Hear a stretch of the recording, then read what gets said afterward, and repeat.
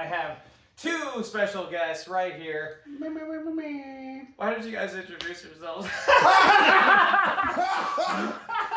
Wow! Wow! I'm kidding. I'm kidding. We got Accordion, we got Jerome. They're two very fantastic animators. They're starting their own animation studio right here in Sacramento, baby. They've got an awesome cartoon called Samurai Security Guard. We're going to talk about that. I'm stoked about this. It's some really cool stuff. So, yes, Jerome and Accordion, welcome. Welcome. You got your ears. Wait.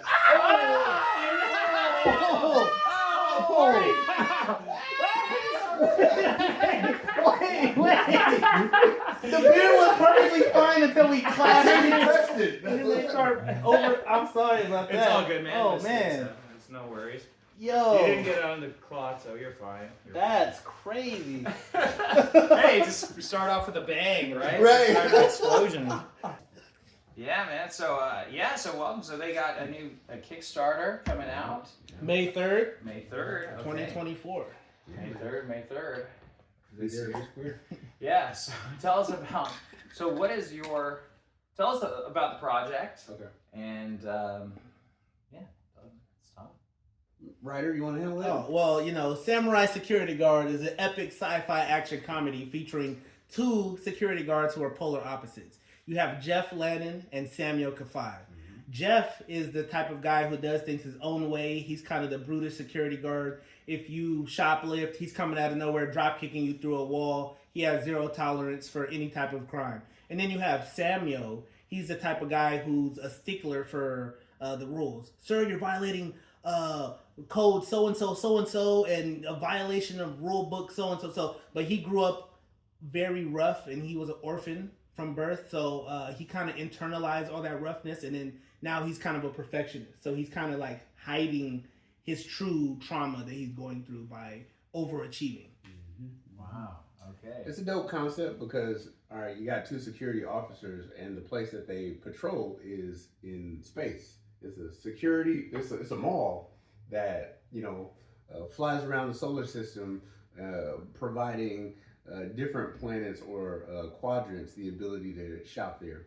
And so when you're dealing with aliens, robots, and cyborgs and other kind of creatures, you got to be able to dispense the proper amount of justice. So they've been given the authority of judge, jury, and execution. so it's like a combination, like a space combination of like Paul Blart, mall security cop, and Judge Dredd.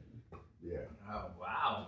Yeah, there you go. Well, for an animated series too, especially for a series as well, you have such a plethora of, you could do anything within the mall. There's unlimited opportunity potential with that. That's always something that a lot of people limit themselves with a location, where they try to do 20 different locations, and it's like, hey, you could do one, and as long as it's it's a big, vast one in space, I'm sure there's possibilities to go anywhere. Anywhere, do anything. And even just the exploring of the space itself. Like the different shops in the mall can have stories of themselves. The back, I don't know if I used to work at a mall. Okay. So this is actually where the story came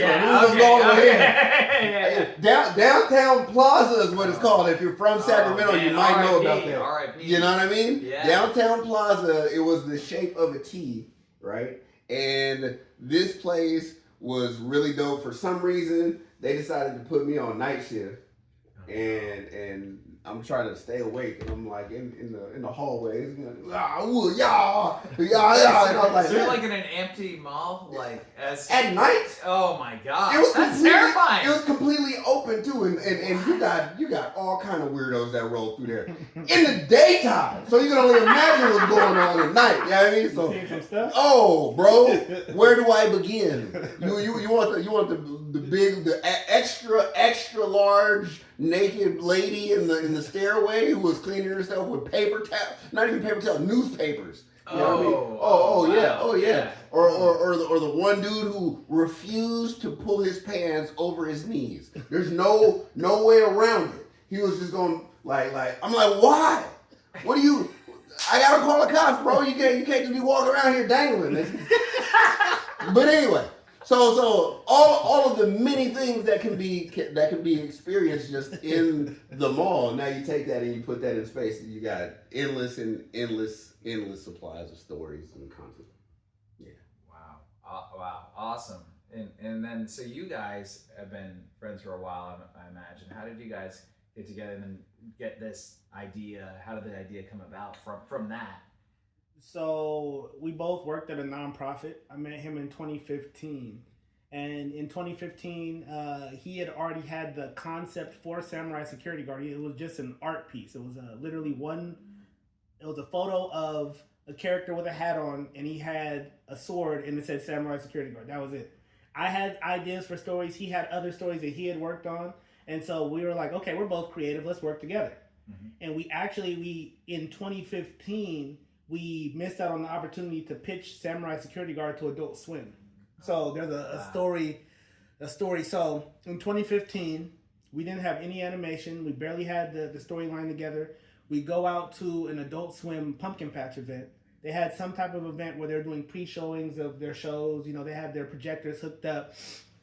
And we go out there, we're watching the animatic we had on our laptop over and over and over. We're excited. No, I'm not watching it. I'm editing these things. Okay, so editing. In the car, editing. Trying to get that last little bit in, because you know what it's like as a creator. We're over here trying to, it's not quite done yet. Yeah. I got to make that flip just the right way. Yeah. And right when we're ready to, all right, we got to go. We're about to go take it to him. Laptop dies. No, I feel like he saw it for like a few seconds. Nah, we never even got it to him. He didn't see it? No, we were trying to show it to him via phone, and before long we were trying to get his contact information. He didn't get his email. Okay. Oh yeah. I thought we showed it to him and it died. We didn't even show it to him. That's crazy. It died in the car. Oh wow. Mm-hmm. I remember talking to the guy. Yeah, we finally got to talk to him. And he was like, "Oh yeah, you got some stuff? All right, well, send it to me in an email. All right." You know that never works. We kind of were like irritated, and we kind of lost focus. You knew it was already. Yeah. Right. So after that, we kind of gave up for a while, but then we're like, you know what? Let's do this. So we established the episodes. We have 13 episodes for Samurai Security Guard. We have the first 2 scripted, and we also have 40 other stories that are completely unrelated to Samurai Security Guard. So we have a whole universe. Mm-hmm. Wow. Yeah, working on not just the universe, but like different dimensions within the universe. Also creating like alternate timelines of the same universe, and characters that have stories that interweave and interconnect, and ultimately like in-game events, and then random stories that like completely have nothing to do with anything. But then as those stories progress, they'll mess around and intersect with other stuff. And it's like, we really try to, and a lot of this stuff isn't something that all right, now let's think of a new character. It's like, he'll call me up. It's 8 o'clock in the morning. Bro, I got this character, bro. Bro, I got this power right here. Bro, I got this tech. It's always something.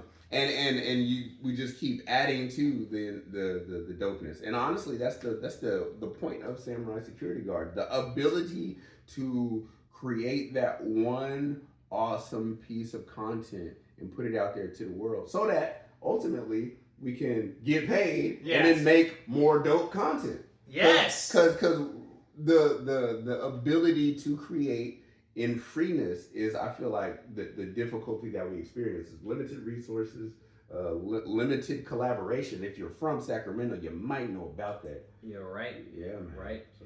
Yeah, but we're finding the diamonds in the rough here. There's some good ones out here in Sacramento. Hayhoe Studios in the building. Creative gang in the building. Creative gang. I mean, that's what it's really all about. It's like finding the creators, and that's why I think we vibe so much, because it's just, I'm like, oh. You remember how we met? Yeah, it was at a bar, at the Power Up bar. Well, right? What's it called? Power Up? This is the game. Coin Up. Coin Up. Yeah. Coin Up. Yeah. I know. Shout out to Coin Up. Yeah. You were just sitting. I was just sad. We were sitting next to each other. I was with my friend Sarah. Mm-hmm. We were just hanging out. And I don't know how we got talking. I had met Ryan there, and we were like talking about him. I was talking to him about possibly voice acting for Jeff. Okay. And this is before he was even voice acting. Yeah. Wow. And I had the SSG shirt on, and it was talking about the little cartoon, and you can hear Tremaine's ear kind of poked up. He's like, "Hey,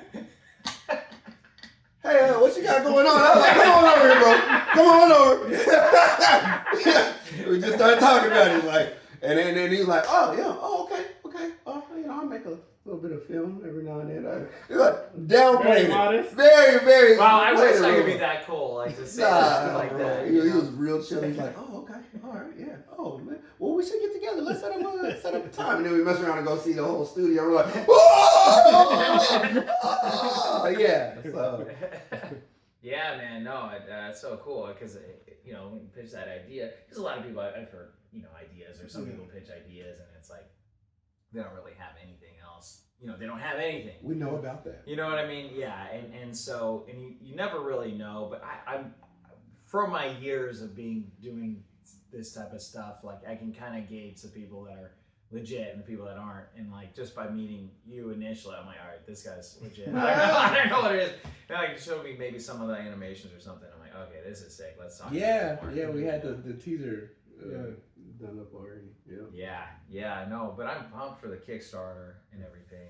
So the Kickstarter is not animation focused. We're doing manga.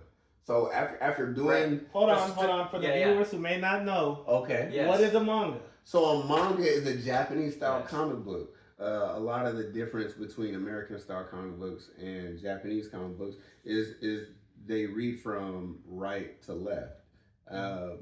Same order, right to left, going down. But it's a whole nother thing to have to attempt to read more than 40 plus pages in reverse. So that's a challenge right there. But in addition to that, Power's back on! Hey! Yeah, we've been in the dark, by the way, guys. Yeah. Did you see the newest rendition of Roadhouse? Yes. What are your thoughts? No. Yeah, I mean, look, it was cool. I mean, it's not the original. The original Roadhouse. I saw it for the first time last year. Okay. So. And what are your thoughts on it? That's a classic film. Cheesy, campy, knows what it is. It's fun. Sure. I had fun with this one too. Mm-hmm. But it wasn't. I don't know. It was different than. I'm always like, why remake something that no one is asking to be remade, right? You know what I mean? Like, that's like 90% of the movies these days. I know. Yes, let's remake Roadhouse, starring Patrick Swayze. Why not? But I like the MMA touch that they had with him. Yeah. He was like, I love Jake Gyllenhaal. I think he's a great actor. Yeah. Conor McGregor's fun to watch. He walks out naked and everything. He's like naked out. Just because he's walking, strutting. I mean, certain scenes were pretty funny. The shark scene in particular. Mm-hmm. But what did you think of it? I want to hear yours. The first one is what put me onto the second one. The second one is what put me on. You mean the remake? Yeah. Okay. So I see the second one. I'm like, oh wow, that's some interesting dynamic. The fact, and I actually, the guy reminded me of myself. When you find yourself in what looks like it's gonna be a confrontational situation, and you're like, is your insurance paid up, bro? Wow. Yeah. Look, I don't want to have to be responsible for what happens to your dentistry. So can we just you're right. The way that he can try to reason his way out of some stuff, and oftentimes it doesn't work, and then we get to the action, and so like I connected to that, and then so once I finished that movie, I was like, okay, that's cool. What was the original like? Because that reminded me of Family Guy, where they did this whole stick one episode where he was just roundhousing everybody. And after you roundhouse somebody, you say Roadhouse, just because. Bow, Roadhouse. Yeah. And so I'm like, all right, I haven't seen it. Let me see what it's about. And then I saw it, and I was like, oh, this is interesting. The martial arts. So I'm a stickler for fight science. Okay. So are you? You're a martial artist? Yeah. Oh wow. Yeah. And when it comes down to like the way that my man's was kicking people, it was just like, okay. I gotta keep in mind this is what this is in the 80s. Yeah, right. Yeah, this is 80s action. Oh man, okay, thanks. Well, because see, that's interesting. It's always interesting hearing because it's almost like the people that are like, oh, the book is way better than the movie. It was like, well, I don't care because I didn't read the book. So it's like, if you watch the movie and you like it, you know, you might be more inclined to like it if you hadn't read the book, because now you're not disappointed that they cut so-and-so character. You like the book even more once you finally go back and read it. Yeah. So you appreciate it a bit more. And I think there's something about, like, you have to adapt movies differently than the book. There have to be some changes. So have you ever seen a movie that was like, this is the perfect film to movie to film adaptation, or film to movie adaptation? Right. You know what I mean? Book to film adaptation. You know, I mean, a lot of people even said like Jurassic Park. We're like, oh, the book. But I'm like, dude, Jurassic Park is a fantastic film. I haven't read the book, but I think I have it somewhere. I have The Lost World over there. But, okay. Are they generally books before they become movies? Jurassic Park, anyway. Yeah. Okay. It was, well, Jurassic Park and The Lost World were both books, but then after that, it was not. See, because we learn, it's not about, the director always gets all the credit. Mm-hmm. It's not really the director. It's the writing. It's the writing. That's exactly. It's the writing. Hey, it's the art. So yeah, right? Yeah, but they come hand in hand, right? So let's hear about your approach to writing. So it's interesting because first I open a beer, and then let's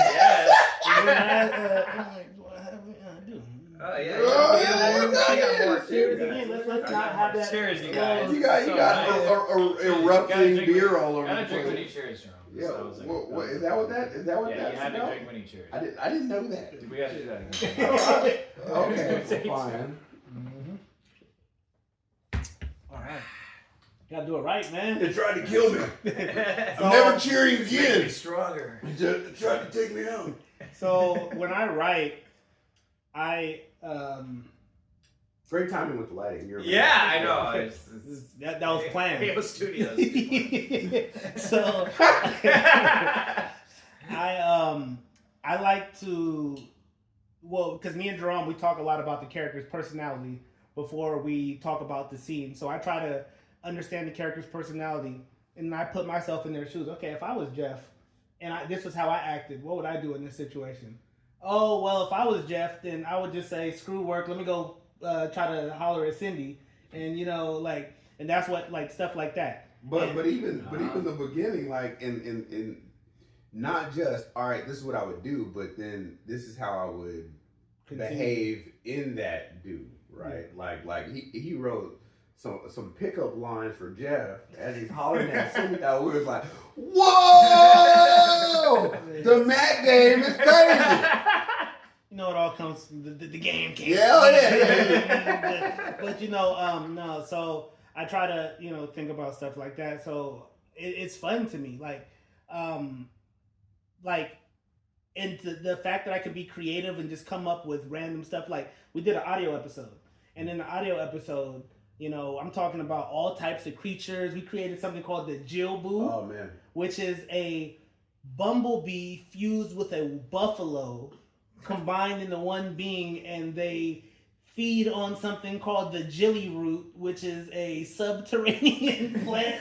It's like it hangs down from the tree. Heard that, I was like, blew me away. It's this whole in my mind, it's just like, oh, they just run around eating on grass or whatever, bro. He had they burrow underground, subterranean plant. Oh my God, what? Subterranean. So there's a lot of background and details. Even when you see characters in Samurai Security Guard, you might pass by a character and you see them 2 or 3 times in a random pass by, but then that character might get a spotlight, and it's like, oh, I've seen this character a couple times, and then you find out, oh, this random guy has a whole backstory. And it's just like, I think about each character and what they do. One of my favorites is the Elegant Pelican. In our trailer, we have a pelican type character, a humanoid pelican, and he's the Elegant Pelican. So with the top hat. Oh yes, so he's rich. Yes. He's very rich. He's very rich. But he has something called the money force. Mm-hmm. So he is physically tied to a dimension of money. So anytime he needs money, he can get money. So for instance, if you try to attack him, you shoot him with a gun, a gold coin will ping it'll just pop up out of nowhere and defend him. And You could have intercept that bullet. Yeah. You could have a Gatling gun, and he's just sitting there, oh, smashing, like, wonderful day. Yeah, it's like, he'll just, the bullets will be raining, and then he could, like, make a diamond come from outer space and smash you. Like, you might try to blow him up, and then he has a diamond encased around him, and, like, so this guy, like, he could pull out money when he needs it, but he's, like, semi-aware of his power. Like, he knows, but he doesn't actively, like, know. It's kind of, like, automatic. So it's, like, even something like that. It's a dynamic character. He loves adventure. His friend is like this super savvy business peacock, and he's like, you know, so it's like an elegant pelican and the peacock. So, you know, it's Pimpin' Peacock. Pimpin' Peacock. He's called the Pimpin' Peacock. Yeah. But he's like all about money. He's all about business, and he's not a pimp, but he's called the Pimpin' Peacock because every time he would go get money, people would be like, "Oh, bro, you over here pimping," and he'd be like, "Well, people used to say that about me, so I just internalize it, and that's what they call me, so I'm the Pimpin' Peacock." So, but he's just a guy who goes and gets money. But the elegant pelican, that's a dope character too, because like just the way that he would deal with a problem. We got your daughter here, and we'll blow her away if you don't give us blah blah blah. He's like, oh, okay. You might want to check your phone. Yeah. Oh, well, it just turns out that the people you work for, well, they just got bought by this shell corporation that I have to own. Well, you're fired. In fact, I believe that what you're wearing is intellectual property, so therefore I'm going to have to sue you for it. You know what I mean? All the many ways strategically that a person is able to get over without even having to use violence. Yeah. So connected. So, you know, that's just two characters right there that are dynamic characters. And those are like side characters, but they can also have their own show, you know. So, well, that's the thing about with sci-fi, and you're in space too. So you do whatever you want with humans, with aliens, with animal humanoids, right? You know. So yeah, that's the you know, there's no limit. So the challenge with space, and I've been talking to him about it, is like you're dealing with aliens. And we've seen Star Trek, Star Wars. We've seen all the Spaceballs. We've seen you're right. Aliens, Predators. Leprechaun 4 in space. Have you seen? Terrible. Jason X. Yeah, Jason X. So I actually Dracula think Jason 2000. X. I haven't actually seen that. I like Jason X. I actually like it. It's like if you're gonna accept the fact If that we're gonna go into space, why are we taking him with us? I don't understand. Where are you gonna get on a spaceship? Wasn't he frozen? He was frozen. Who cares? I know. Why are we taking him with us? He was frozen, bro. No, absolutely not. Absolutely not. You're asking for disaster. Anyway. Nobody thought he was gonna unthaw, bro. You're on a spaceship. Of course he's gonna thaw out. Of course he's going to. Maybe he's dead. He's been thawed. No. For how many years has he been frozen, bro? You're telling me that it's 3030. Yeah. And you don't know nothing about what he's capable of? I mean, I thought he's dead. Nah, bro.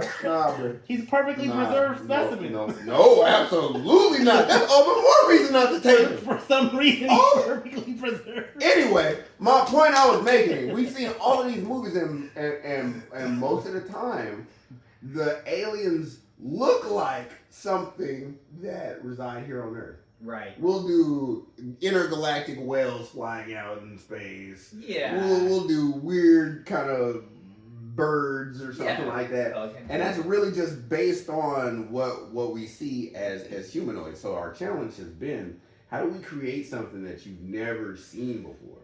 Right. And so I feel like that's what is going to really open people up when they get to checking out the rest of the episodes, the rest of the manga of Samurai Security Guard. Well, and that's the thing is, I mean, you'll come up with stuff as you go along, too. You can always introduce new characters. You can always think of some wacky, thing, alien or whatever, and start from stuff that's based off of whether it's creatures on Earth or creatures, or humans on Earth. But then you can go beyond that, right? Like, it's like Avatar, right? I kind of give Avatar... Well, Avatar does get a lot of flack, because it's like, we have like Pocahontas? Yeah, the Pocahontas, right. It's Pocahontas, but it's like, they're kind of like Native American tribes. Yeah. and they're blue. They're just blue. What if we made people? You're not gonna say nothing bad about the blue. I'm not. I love it. We're gonna fight right here. We're not fighting. I'm not talking bad on it. I love Avatar, but it's funny because it's like, oh, they've got a horse, but it's got 6 legs, not 4 legs. But it's a horse. This is a horse. It's did you see the rhinos that came through with the hammerheads? Yeah. All out to the side. That's fire. But I mean, what they did with the whole connection thing, it's kind of odd. Dope. But it's kind of cool. It's sick. You're connecting with the forest? That's yeah. Cool. And also, by the way, I got so much flack, by the way, because I always loved James Cameron, Steven Spielberg, all these people were always like, people always hate the cats that are on top. Yeah, dude, and I'm like, dude, no, like Cameron is doing it big. Yeah. He's doing it massive, and that's the way to do it. Like, I'm not dogging on it at all. I'll tease it a little bit. Okay, that's just a horse, but with 2 extra legs. Okay, I mean, it's still cool. I mean, I guess, but there were some other things like the dragon thing, and you know what they did with the second one, which he did Titanic 2, essentially, where the boat sinks. Yes. But it was great. I mean, I'll watch it on IMAX. IMAX, that must have been an experience. You know what else was an experience? Simp on IMAX! IMAX! Let's go! By the way, guys. Go get it. We gotta see we were at the premiere before the premiere, you guys. The pre-premiere. We got to see it. Premiere before the premiere, guys. Show them the money, Brody. Oh, boy. Oh, Sacktown Movie Buff Film Fest. Look at him. What are you getting? Oh, look at that. Oh, it's too precious. Speaking of the Lord of the Rings. My precious. That's good. Stupid fat hobbitses. What? Yeah, I can do the Smeagol. Are you doing voice acting too? Yes. So I'm actually the voice of Samuel. Okay. Which sounds almost just like me, except a little bit more monotone. Yeah. Which I like Samuel's voice. I just kind of, it's not super dynamic. It's just, hey guys, according to the violations, you are, so it's like, but it's cool though because it's like fun. It's still I have to get into character even to be that monotone because I don't talk like that, Right. So it's like, so it's still fun though. Right. Well, yeah. I mean, you almost have to turn off personality. Yeah. He had to correct me so many times. He's like, bro, that is not Samuel, bro. That is not Samuel. Dude, that's what's so cool. It's so cool and unique about both you guys because it's unique to have 2 people together. That's kind of the same. You guys are like a hive mind. Like, like you guys are both. Oh, I was screaming at him just the other day. Oh. You know what I mean? You're screaming at each other, but at the same time, like you have each other's backs, and you're both thinking different ideas, but you're all on the same page. And that's something that is really unique, and that's something that's really cool. Like it's hard for me at least. It's harder for me to have a partner because as soon as they have a different idea, it's like it's kind of. I don't know. You guys both have to be on this. There's so many different. Trust me. Question. Okay. I don't even. I want to hear. In fact, we might just have to go there first because I was gonna ask a question. All I was gonna say is I know a little bit of something about having working with people and then not working out. That's all I'm gonna say. Right. Okay. Just leave it at that. Yeah. It's gonna be a lot that's cooler. That's cool. No, I can see it right now. I can see it. Because it's like. A lot of people are like, well, that just looks like a little sketchy animation. I'm glad that you act because some people see it right there. I can see the whole thing. Yeah, that's legit. I mean, that's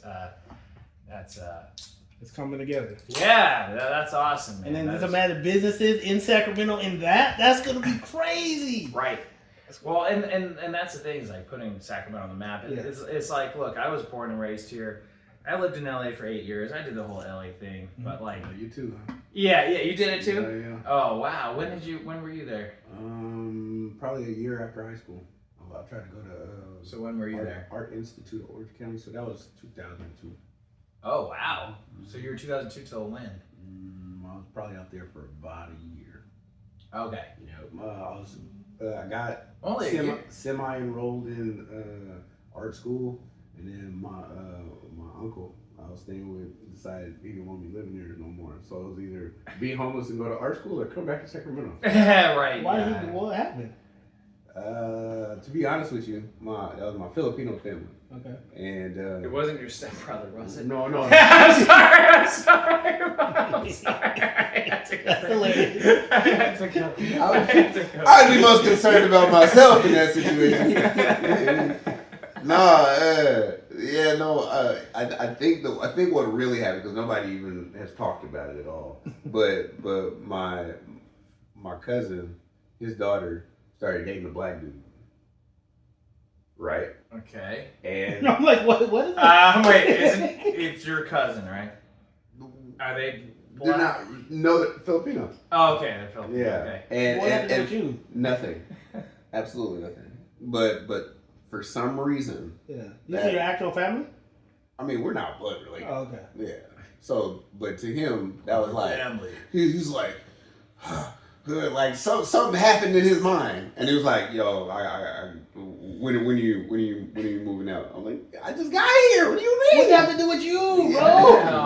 Nothing. No. And when I'm so confused. and I speak to my cousin Yuli about that, and I'm like, "Yo, like, what's happening?" Nope, just nothing. In fact, when I moved out, he didn't even call. Like, You haven't talked since? I mean, he called me up at one point in time recently. I think he was on some kind of like. I say recently, but it had to have been like 6 years ago. 7 years ago. Last decade. You know what I mean? Or recent. And it was based off of something. Hey man, how you been? I ain't heard from you in like 8 years. My bro. I'm like, is he asking you? no. So this was, what do you want? Yeah. He's like, oh man, don't be like that, bro. Don't be like that. I was like, what you mean? He's like, man, I was calling really chill to see how you doing. I was like, all right, man. You know, I'm chilling, man. You know, just got married. Things going like this and like that. He was like, oh, okay, all right, yeah. So I got this financial opportunity. Hit you with the pyramid scheme. Oh. I gotta go. If bro. you get 3 Yeah, people, you're I gotta go. if you get 3 people under you, then you can. Then have what? a- Dude, and then they get 3 people under them. Right. And they get 3. Yeah. No, Oh get outta here man, with that's tough, dude. I actually, fun fact, I did join a multi-level I've joined marketing. many of them. Have you really? I don't even want to. Always I don't pays even want to money. get into it. And always pays the money. As long as I've known him, he's been on some kind of hustle. Some kind. He's a Hey, bro, hustler. look at these dietary supplements that I'm selling right now. Hey, what? Oh, then you have to buy them every month. Right. That's where they get you. Oh, we got these vitamin drinks, bro. You definitely. Yeah. So 5 links. I used to be on 5 links. That was before they even had like the Skype. It was like a phone that you could watch the people through the phone, almost like a video Skype, but it was before the video phone. So they tried to come out with the video phone. Little did we know that cell phones would have cameras and everybody would be able to just Skype. Dude, it was revolutionary at the time. It was Same revolutionary. thing. In college, 2008, I had ACN, which they had a video phone as their main thing. Yeah. They're like the video phone. It's like Big old computer. like a big old size. phone. Yeah, big old phone, like a handheld home phone that had a screen on it. And like that's revolutionary. And then we had, it's gonna be featured on The Apprentice, right? Yeah. And so that was like the big thing, like when The Apprentice was the hot show. Sure. And it's like, oh yeah, that's gonna change everything. Everyone's Change gonna everything. be. Remember, I brought a friend there to one of the meetings, and it changes when you bring a friend, there, and then he ended up he's like, bro, I gotta leave here. He's like, I gotta go, dude. And I'm like, all right. And then he ended up Kurt's like, this is a fucking pyramid scheme, and I'm out of here. I'm like, he never talked to me. Oh man. And I felt bad. I mean, no, he was he was a friend of mine, but I mean, he wasn't a super good friend, but I don't even To not talk to you just off of that. But I feel bad though, because it's you want to bring the opportunity. They gotta get the new people, right? And so all you have to do is bring 10 people to our next meeting. right, and then they bring 10. People. Right. Yeah. Where's your people this time? Where are You they? didn't bring them, you gotta pay now. Or they call. Oh, I thought you died. Oh, you didn't answer my calls. My 3 calls? I thought you died. Bro. Oh, you didn't bring anybody? Okay, go ahead and go in that room, and I need you to call 5 people of your contacts. Like, Oh, yeah, bro. Oh, my I'm gosh. good. Yeah. I used to do one that sold life insurance and other services. And Other services? Other That sounds what type of services are we talking here? What type of services do we need? Well, life insurance for only and... $79.99, a Corday will come to your home. Let's get it. You get the full 15-minute experience. Okay, I love that. I'm coming to sweep the front. What did you think I was going to do? Right, I'm just in an apron. In an apron. In an apron. And only an apron. No pants. I mean, you got to pay extra, but Yeah. Dude, in LA though, you ever see those things? It's like topless maids. $99. I've never seen that. There's vans that they park outside Hollywood Boulevard, and it's like a pink van, and it says topless maids, $99. So now diving into that, right? Right. Yeah, I guess. Like, let's say I go ahead and I pay the $99. Let's just say, hypothetically, I'm like, this looks interesting. Let me call this service up, right? So they come to my door, right? They knock.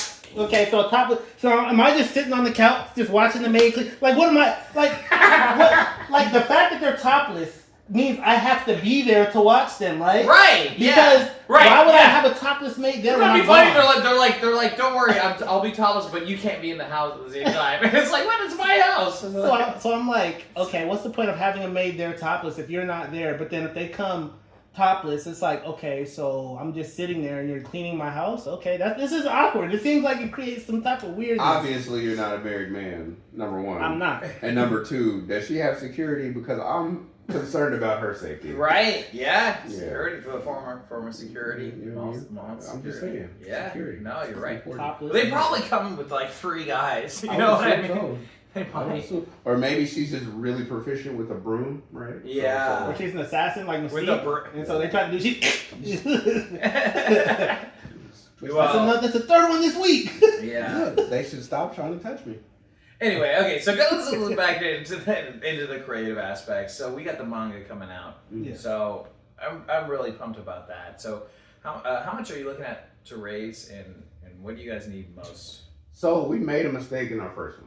Okay. But we're What was a mistake? So number 1, we didn't promote that thing at all. We didn't promote, so we literally had a Kickstarter launch party Yes, at Fire you Up did. Esports. Which I saw. I forget her name, but Kelly. Kelly. Yeah. I saw Kelly at a film event thingy. Yeah. 2 weeks ago. Yeah. She's like, she's like, I know Jerome. You know Jerome. And I'm like, do I know Jerome? I know. I'm like, Jerome who? I'm like, I know a couple Jeromes. Yeah. Okay. And but a name like Tremaine, I would assume. yeah, I know. I should know. But like for whatever, I like had a blank. And then she's like, yeah, I saw it at the Kickstarter. Right? I'm like, oh, Jerome. You know Jerome. I'm like, oh, sweet, awesome. Yeah. And but yeah. Anyway. She's trying to get into film, so That's some great. acting. Shout out Kelly. Yeah. Also, shout out Fire Up Esports. Shout out Kelly. Yeah, that was a cool event. So, that was a really cool event. So at that event, we had people come out. We were hyped up. We didn't even promote the Kickstarter at our Kickstarter launch event. We didn't mention the Kickstarter. We didn't promote the Kickstarter. People just came out. Music was playing. We were drinking. Cosplay contest. Dude. Offered a prize for the top cosplayer. Didn't promote the didn't Kickstarter. say nothing. So it's the second time you've done the Kickstarter, right? You learned a lot of stuff the first time. What's the biggest thing you took away from that learning process and that you're going to take into this? Promotion is everything, dude. Nobody's gonna invest in something that they don't know nothing about. So tell people about your stuff. In fact, what a concept! In fact, I believe we got that wise piece of information from you. We had a binder full of awesome art. We had the skeleton of the teaser, and we show you. This was on our first meeting of him, and he's like, "This is pretty cool. What have you put online?" We're like, so let me don't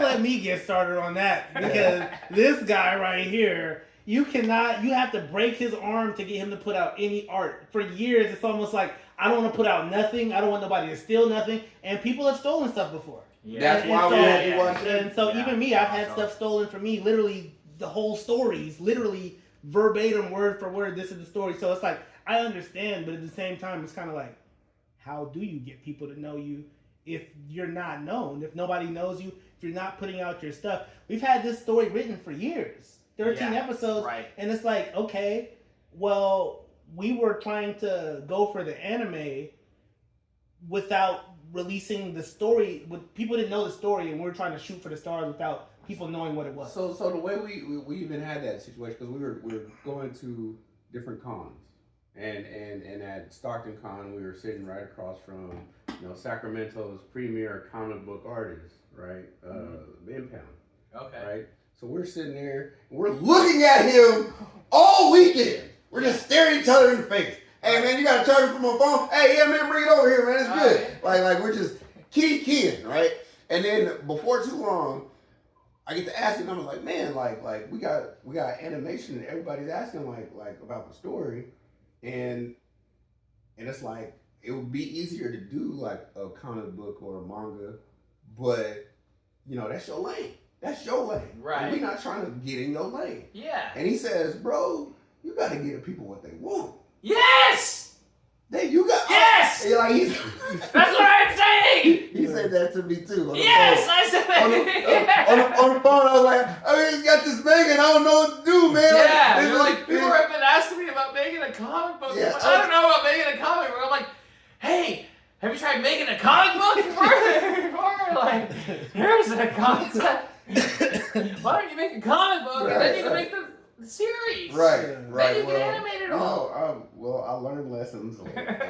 So he says no. He says like, you think I was the first person in Sacramento to make a comic book? No, I'm just successful because he marketed it a different way, and I was like, bet. So I felt like that was like a leeway, but even still, I wasn't committed to no comic book or manga type approach. And it was the conversation I had with you, which was probably like 4 or 5 months after that. Seriously. And so like, when it came down to this being the first episode, it was like, oh, that's actually the smarter way to do it anyway. Because now I see what it's going to be like, and it's not just storyboard like our animation looks like. It's actually, you can get in depth with the detail and the graphics. And I love drawing. If anybody that knows me, when it comes down to like getting into that pencil and paper, like I go ham. And I have a friend, he's like, bro, why don't you just draw your pictures bigger so you can do all that detail? I will sharpen the mechanical pencil to a fine point tip so I can get all the way in there and make those microscopic details. So if you look at like the sword of Jeff Landon on Samurai Security Guard. Let's look at it. Where's the binders over right there? there. Yeah, grab them. So you said Jeff Landon. Well, yes, it is. Oh my gosh, look at this. Oh, this is cool. Whoa. Look at this, guys. Get a close up of this. Whoa. That is legit. You might Show this camera. You might have to sign that and give it to him. Oh my God, you might not. Well, that would be an honor. I have a Sharpie. Yeah, that's good. So yeah, dude, that would be an honor. This is this really is Jeff. Cool. Wow. So Styles by Fluxar. Hold on. So before we get too deep, okay. So just the detail that we're showing here. This is what we get to bring to manga, and that's why it's like now we're on manga. Let's do a Kickstarter for the manga, and that allowed us to bring our goal to a more realistic number of like $2,500. Oh, is that it? Yeah, that's it. We're gonna have stretch goals. You'll get that. Okay, good. No, that'll be good because once you hit that goal, it'll get promoted. You'll get a random. Like when I did a Kickstarter for Rideshare, I got a random $1,000. You know, like once because if you hit a certain threshold at a certain time, you want to make sure people say, "Hey, pledge this day, pledge that day," because it helps It We're helps. trying to actually So, yeah. get people Yeah, to pledge on the first day. So if we Yeah, get enough so people, yeah, that'll be- May 3rd, guys, pledge it the first day. I'm gonna pledge on the first day. I appreciate Yeah, how about you, that? brother. Yes, yes. You. And Yeah, we're gonna sign that up for you. In fact, yeah, all right, let's do it. Let's do it. Well, I got it right now. We're We're there. doing it right now, baby. Let me find my Sharpie here. We got other ones to look at, but I mean, Yeah. everybody be wanting this one. Me. Yeah, guys. You wanna look? At See, the other just ones, know or this that, one like, is- that I'm the motherfucker that signed, not signed, but, like, saw the talent in you guys before you guys. Oh, you No, did yeah. for sure, Oh, no. and I appreciate it. He really did. He really did. Lifelong friendship right here. Yeah, that's I'm gonna tell you right now. And it's crazy because a lot of people hit you with the, "Oh, well, good luck with that." You know what I mean? Like they don't care anything about. All right. No, hold on. Oh. My man got a progression. Oh, okay. So I drive outside of the animation studio. I do Uber and Lyft on the side, right now. So while driving, right, a couple years ago, it's like, hey, me and my friend started coming up with an anime and a cartoon in Sacramento. We started Sacramento's first animation studio. Oh, that's cool. Good luck with that, right? So then that's before we have any animation. The animation comes out. It's like the animated trailer. It's like, oh, okay. Ooh, that's cool. Okay, well, you guys are doing something. All right, well, and then it's like, okay, well, you guys went to SAC Anime. You guys, start going to different events. We were on the ABC 10. We got 3rd place in the Pitch Black competition. Right. Shout out, Common Good. Congratulations, by the way, Oh, 3rd thank you. place. Thank you. And so it's like when all this stuff started happening, then the people are like, whoa, animation studio in Sacramento. And it's like, okay, the same people that were doubting are like, oh, you're still doing it? It's still going? You guys are still coming out with stuff? What's going on? Like, we thought you guys were done. And it's like, no, we're going to keep going. Dude, they thought you were done before you even started. But like, coming from me, it was like, I always got the question, oh, you still trying to do the film thing?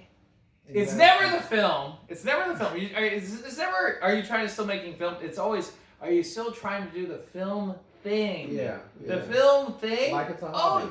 You're still trying to do it? Oh, that's cool. Nice. Yeah, I'm happy for you. It's good you get to have fun and do that. Yeah, that sounds. How about your real job? Yes! Ah! Yeah. Ah!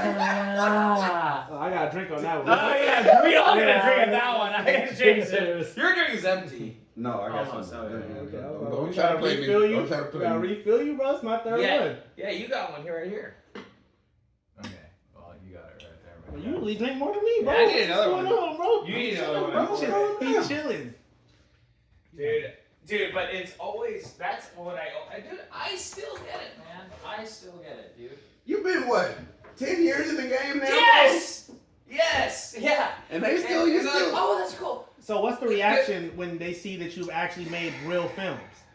They're like, oh, you've actually made real films. And I'm like, yes! That's what I do. What I said! This is what I'm doing. Yes! Dude, when I made Rideshare, Mhm. people looked at the monitor and they're like, oh, this actually looks like a real movie. And I'm like, To me, bro. what do you think? What do you think I'm doing Yeah, it's here? a real movie. You imbecile. What do you think what do you think we're doing? God, it's so disrespectful. Yeah. Or I get like another thing I get a lot. I don't know if you guys get. We're opening up a can of worms here. Oh, yeah. But, okay, so I get, oh, that's cool. That's a cool film. How much that cost?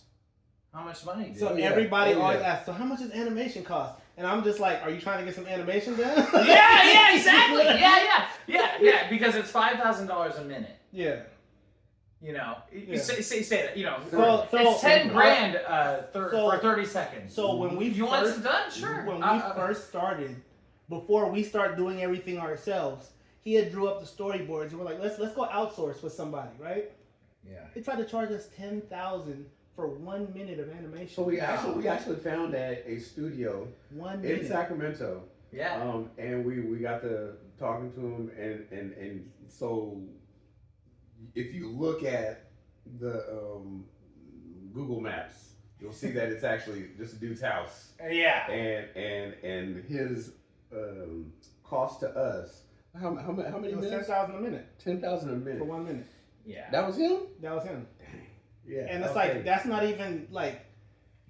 For him to do everything, like one thing is, But he had a team though. He had a team. Oh, he had a and team. I think that was his idea. He wanted to pay everybody, make sure everybody got paid. And we crazy. wouldn't even charge no 10,000 No. for a minute. Like that's ridiculous. That's Yeah. not even.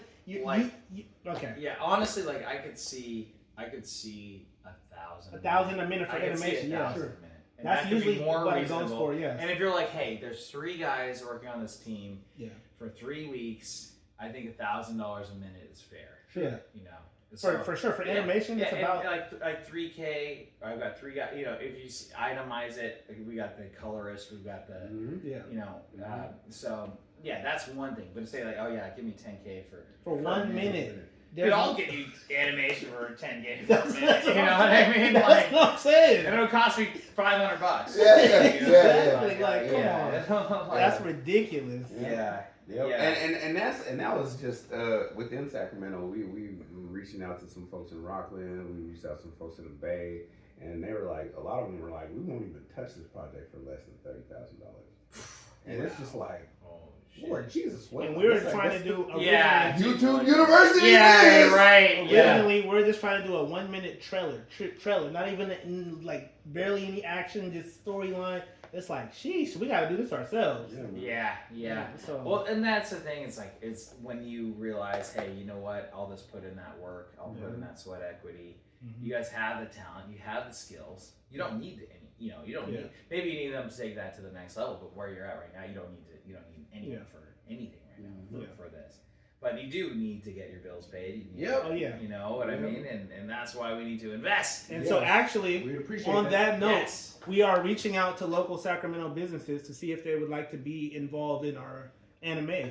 So we're offering different packages. You can have your logo or brand appear in our manga that's coming out soon. You can have your logo or brand appear in our anime. You can appear as an animated character, or you can mascot, or a mascot, or you can even have your brand or logo on somebody's clothing. And then the last tier we offer is all of those things, but also executive producer tier. We want people to know that even though we are still upcoming, it does cost money for us to do this. Yeah. We, like he said, we still have bills to pay, and we want to bring you the highest quality content, but it costs money to do Yes! this. So when we Art costs money, you idiots! So when we you reach out, morons, it costs money, so give these guys money. so when we reach out to I mean, you're businesses- really amazing people. Right. You guys aren't idiots. You guys are all awesome, amazing people. But it costs money! This shit ain't free! Yeah. It's hard work, you know? It's hard work. Wasn't there a song on TikTok? So support our Kickstarter. Yeah. Yes, the one May 3rd. Kickstarter. What's that price for an executive producer? The price it's only Price. $3,000, which is Right. probably cheaper way cheap. than we could be doing it, but we're It's still skill trying free. to. We're really trying Still to for build you the out there. the community in Sacramento, because this is not about us just getting money for people to get in a project. This is about local businesses, people who've been established. It doesn't matter if you've been established for 20 years. It doesn't matter if you've been established for 50 years. This is about becoming a part of a project that is going to elevate Sacramento to another level, because it's incorporating all local businesses, a Sacramento-based project. So question. So in this show, is there anything Sacramento-esque? I mean, we're in space here, so we're far from Sacramento. Is there anything? So we anything love to that get- would And remind we love to get right. And we'd love to have Golden One Center or the Sacramento Let's Kings. go. Let's Let's go, Kings, baby. You know, like the if we got the Dude, Kings Darren in there, Fox. Oh like my it. God. Oh man, Fox or Sabonis and oh my God. I just got a signed Malik Monk would be incredible. Keegan Murray jersey. Keegan Murray. So shout out Keegan Murray. Keegan. Let's go. Keegan Murray. So I'm like, I was waiting for you guys to but yeah, that'd be amazing. So as far as maybe make the playoffs. We want to talk about that. It's as fine. far as if we have anybody in Sac, until we get the Golden One or Sacramento Kings, no, we actually do have the Sacramento Rehearsal Studio. Yep. They'll be showing up in our Space Mall. So shout out to you guys. We've actually been going there for quite some time, doing our recording there, our voice acting. Oh, really? What is that? What's the Sacramento Rehearsal Studios. They're on 88th and Fruit Ridge out Yep, there, yep. and they have like this gigantic facility where it's maybe like 100 rooms, and people can go rent out for music, voice acting, art, and you'll be in there and you'll hear like a guitar group going ham in there, and this is like this huge facility. So Yeah, that's what we've pretty been using. dope. I'm listening. That's cool. So that's yeah, cool. is it like a membership, like a gym membership? It's So cheap. you can Cheap. rent out rooms per month, or you can rent out a room for a 4-hour block. And we had to do some digging in order to find them, but they're not bad. They're definitely some folks that have in the pocket. They're affordable. Yeah. Oh, yeah. Guys, shout out to that. That's good to creator space, man. Because a lot of creators, they don't have, especially if it's their passion project, it's something that they're not making money on yet. Doesn't mean that they don't have that opportunity to get that equipment, access to something that's better. Yes. Like that's what it's really all about. Because you got to let creators create, right? Like let creators create content and not be held back by limitations. You don't want to have like people from any background, whether they're rich, poor, or whatever. It shouldn't matter because like creativity should always reign king. Reign supreme. I want to take this moment to shout out to all the businesses that are appearing in the anime. So shout out Hayhoe Studios first of all. We got Omawo. Hey. We got We got Anime and Chill. We have Sacramento Rehearsal Studios. Arcadia Gaming. Royale LLC. Hey, I feel like there's we're getting SMH podcast. SMH podcast. Hey, SMH. Yep. There's somebody else. What about That's this. I'll wait on that. Until we don't want to say that until we post that, because when that posts, that's gonna be a big one. That's gonna be a big one. What about Stuff coming soon. Oh, yeah. So everything's coming soon, guys. Guys, all the supporting businesses, like support this guy. If you guys are a business, support this guy. Support that guy. Tony the Tax Man. Tony the Tax Man. Shout out to you. Simbi Tax Services. Oh yeah. Dude, If you need your taxes done, check out Simbi. I need my taxes done. Oh yeah. Oh yeah. We got this guy. No, we literally. Please give me Tony. Yeah, I need him. We literally we just referred him to somebody else, business owner. Shout out to Lab 7. Lab 7 co-working space. Lab 7. Yeah. What's Lab 7? Lab 7 is a co-working space. 21st and Broadway. Yeah. Okay. Come in there and I work there every day actually. Do you really? Yeah. You work there? Yeah. Oh wow. Yeah. No, you go to work there. I go there to work. Oh, okay. Every day. Yep. Awesome. You don't work there. You go there to work. I go there to work. Okay, exactly. Yes. So they got awesome little phone booth type spaces. Wow. Several different boardrooms. I have a whole office where you could rent out monthly. They got what do you call that? You can get your mail there for your business. No way. Oh, that's cool. Dope. That's really cool. Dope. Yeah. Yeah, I might look into that. Oh yeah. I'll introduce you to Nick, man. It's a dope place. All right, Very sweet. good Yeah, because it's all about utilizing resources. Absolutely. Those particular phone booths were a good change from where we were used to record at, because they allow us to really capture quality audio without any background sound. Right. So just when us doing what we're doing now actually allowed us to really make some decent friends. And we've been in a silo of create. Eventually we're gonna put this out. But not until you said put it out there, talk to people, go show people your stuff. Then it's oh, that's what you're doing? Man, come over here and do that. Hey, oh, you doing that over there? Let me help you out with this. And then you start recognizing how dope the creative Sacramento tapestry. It is creative. Yeah, man. Dude, there's a lot here. The landscape here is actually pretty amazing. We got some dope cosplayers too that we're gonna be working with. Hey, can we talk about that? You don't Can we talk about this? We popping beer. Hold on, we Yeah, got it's good. guys. Hey, man, why you always gotta touch my beer? Hey man, cheers. Cheers. So, yeah. We have some cosplayers that we're going to be working with. Now, this isn't the first time we've worked with cosplayers. It's Now, not. We've also done events at Lab 7, right? So in order to kind of continue to be present in the anime community, we started doing events like Manga Masterpiece, which is a paint and sip. We've had the awesome Angelina Grace come out, and shout out to Angelina Grace. She is an amazing painter, amazing artist. And if you ever have any type of painting event, you need to hire her. Yeah, you got out of Stockton, California. Yeah, Holler at a girl. Yes. So she came out, and we've had her paint and teach our friends how to paint like characters from all kind of different animes. And so in addition to that, we started doing like an anime and chill type of thing once a month. Free event for the first 25 people. Okay. And then everybody else, the next 20 I'm people, is camping out $5. Okay. Yeah. And they just come in, video games, anime showcase, connecting with people who love just the art. Yeah. Are you going to talk about your Kickstarter? Yes. Okay. We definitely definitely already do that. talked about that, Are you but gonna we have need a to kick- make sure we actually do it Are you going to have because a QR code to the Kickstarting link? Why, yes. yes. We Oh, actually, Yes. you know, Oh. speaking of that, we have these wonderful Wonderful. Show 'em. samurai security guard. Yes.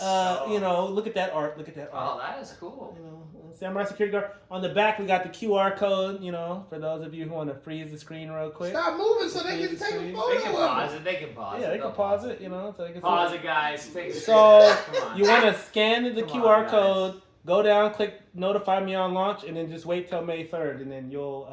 Also, it's gonna be 15% off for the first 48 Early bird hours. special. Early bird special, 50% off. I mean, not 50. Whoa. 15% Yes. off for the first 48 hours. So that's our incentive to get more people to come. So Oh, cool. you don't want to miss this.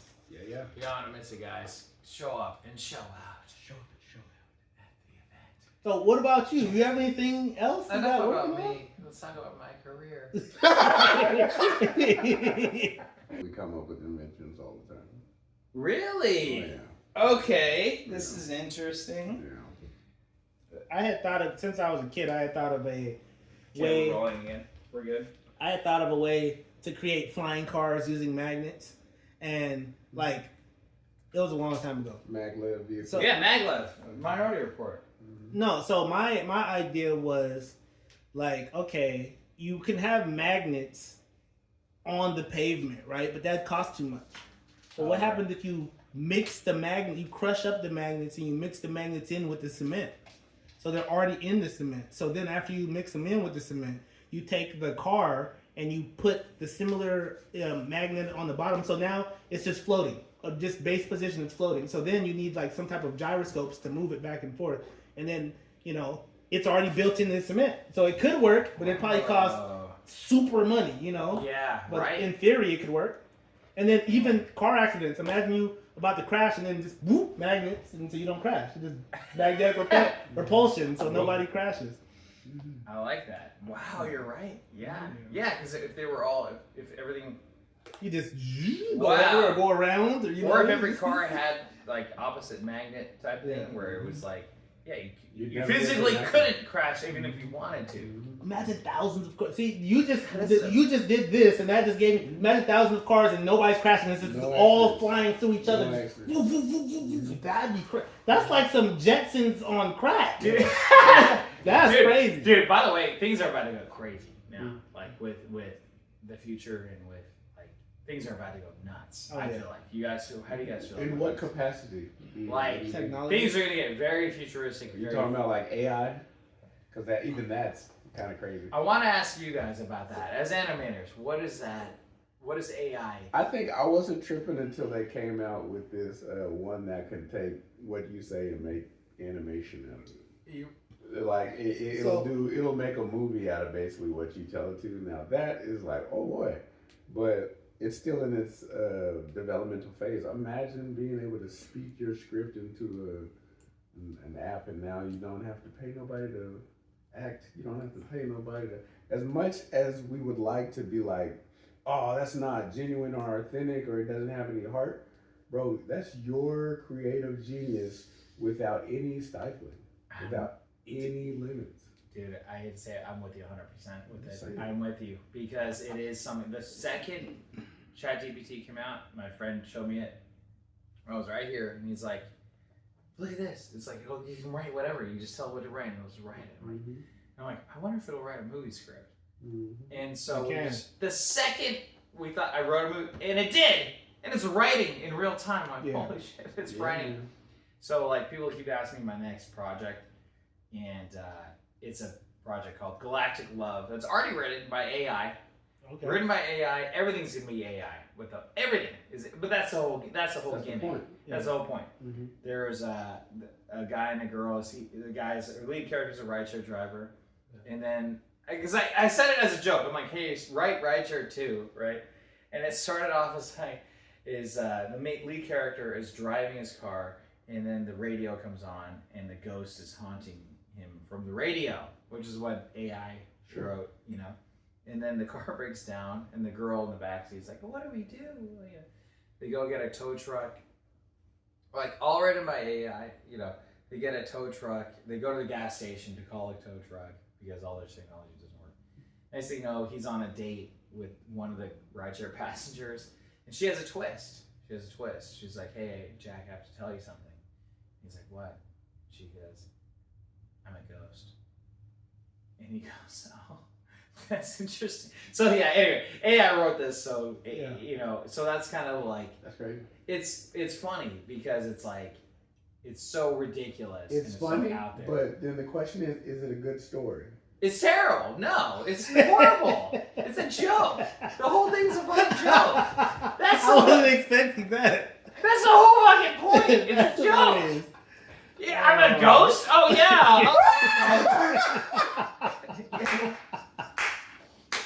I'm a ghost. Right. And he's like, well, we have to take you to the lab and try to get you a new body. You know, and then they go. Next scene is like the scientist is there. He's like, I'm gonna be honest with you guys. It's gonna be pretty difficult to put the ghost into a new body. Yeah. So it's like, and then zombies and terrorists attack the science lab, dude. Right? So like, okay, yeah, that's terrible. Yeah, it's horrible, but it's hilarious because that's the whole gimmick. It's AI, and we're gonna use AI as much as possible for anything to take any AI shortcut, good or bad, right or wrong. We're just taking it as it is. So there's actually funny. I had reading this story many years ago about AI. It's one of our stories that we have, and it's like about this computer that basically tries to find religion. Oh, and it's like super deep. Like it's like this AI system. This guy creates the program. It can answer its own questions. So if you say, "Hey, where am I? I'm here." Well, where is here? And it can just keep answering and compounding. So then it can answer its own questions. Eventually, he left it connected to Wi-Fi. It got onto the internet and then learned everything immediately. And it's like, okay, I know religion. Wait, let's find God. You know what I mean? So now it's hiring people from all over the world to create this device, and nobody knows who they're working for. But I got 10 million in my account. Oh, I'm gonna make this device, and they're shipping it all over the world, and nobody knows it. And he's literally trying to create a device to rip a portal in time and space so they can go into heaven. Like it's like on some crazy, and it's like super deep. Yeah, now that's legit. That's just one of the 40 stories.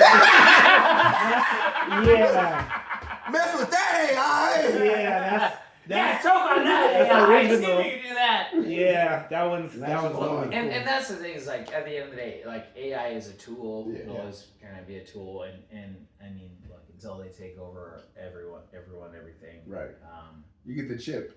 Yeah, right. You get the implant, but there's a lot of good things because everything's always dystopian future, right? It's always like, oh, this horrible, you know, everyone's living in poverty, but like technology. We only got one story like that. Well, two, right? 19. Oh, 3. Yeah. I was gonna say Savage. Oh yeah. And then I was gonna also say Savage, and then King Carter. Yep, King Carter. Yep. So, see, I mean, want to talk about all of our stories, man. Okay, so I have to briefly say whatever you want. Okay, I'll briefly mention this one. So, King Carter, we have a story, King Carter, about this guy. He's like living in poverty. He's super broke. All his people are like poor. What about me? What about the story? What are we talking about? What are we talking about? Okay, Talk about Hayhoe. Imagine living on a planet that's like, say, a mining planet. Okay. And as a miner, you get with other miners. You have babies, and well, they're born into this mining society too. Okay. But the resources are super skimpy. In fact, the people that are slave driving everybody to do this mining work, they're poor themselves. but who's making money off of it are folks off world. So you can imagine the depths of the poverty and the depravity that would live in such a planet. Yeah. So one day, this guy who's like at the last of his rope, right? He's walking through, and this is kind of like a nod to King Arthur and the sword, Sword in the Stone. So this guy finds a gun in like a rock, like it's like an AK-47. He's like, wait, why is this gun here? Okay, I'm gonna take it. So he takes it. Little does he know that this gun can transform into any weapon, and not even weapons that are possible. Anything that you can think of, it can transform. So he uses this weapon, and like, okay, let's say it can transform even into weapons that are not real. So let's say you are walking through a metal detector and you have this gun on you. Now all of a sudden they're like, let's check you. Oh, we found this little toy sword. It's a weapon, but it's not real. But then now that toy sword, you can wear it as a necklace. You can wear it as as long as it's any type of a weapon. Yeah. But then if you also want to change it into a suit that can survive in space and shoot nuclear beams, you can do that too. So it's about him, and it's all about his imagination. So he uses this weapon to kind of fight back, Mm-hmm. Wow. And imagine how do you behave as a person who is on the bottom of the bottom, and now you get this ultimate weapon? Like, are you about to bully the bullies, or are you going to become the new bully? Ooh. Yeah. So, Wow. You can get real deep with it. That's a deep, philosophical question. Mm-hmm. Well, that is always a thing. It's like they say money doesn't, like, if you get a lot of money, it doesn't turn you into a different person. It makes you more who you already are. Mm. So that's interesting. I can't wait to see. Yeah, I know. We're all looking forward to that. We're all going to become who we really Shout out are. Netflix, Amazon. We coming. Amazon. Let's We're go. gonna holler at y'all, man. Hoo. Let's go. What else is there? HBO Max. Yeah, man. Yeah, Max, exactly. So where does the inspiration and imagination come from? Like, were you guys always thinking like, hey, I want to be an animator one day, or were you thinking like... Fifth grade. I've been drawing ever since I was in kindergarten. Grandma was like, hey, draw me a picture. Because we had 3 channels on TV and it was boring. Most of the time she's watching her soaps. Yeah. So so I'm drawing since that age. And I think I'm in the third grade. I'm like, I want to be a helicopter pilot. Yeah. 4th grade, I'm like, I think I want to be an architect. My mom says, baby, architects need to know math. And I was like, well, that's out the window.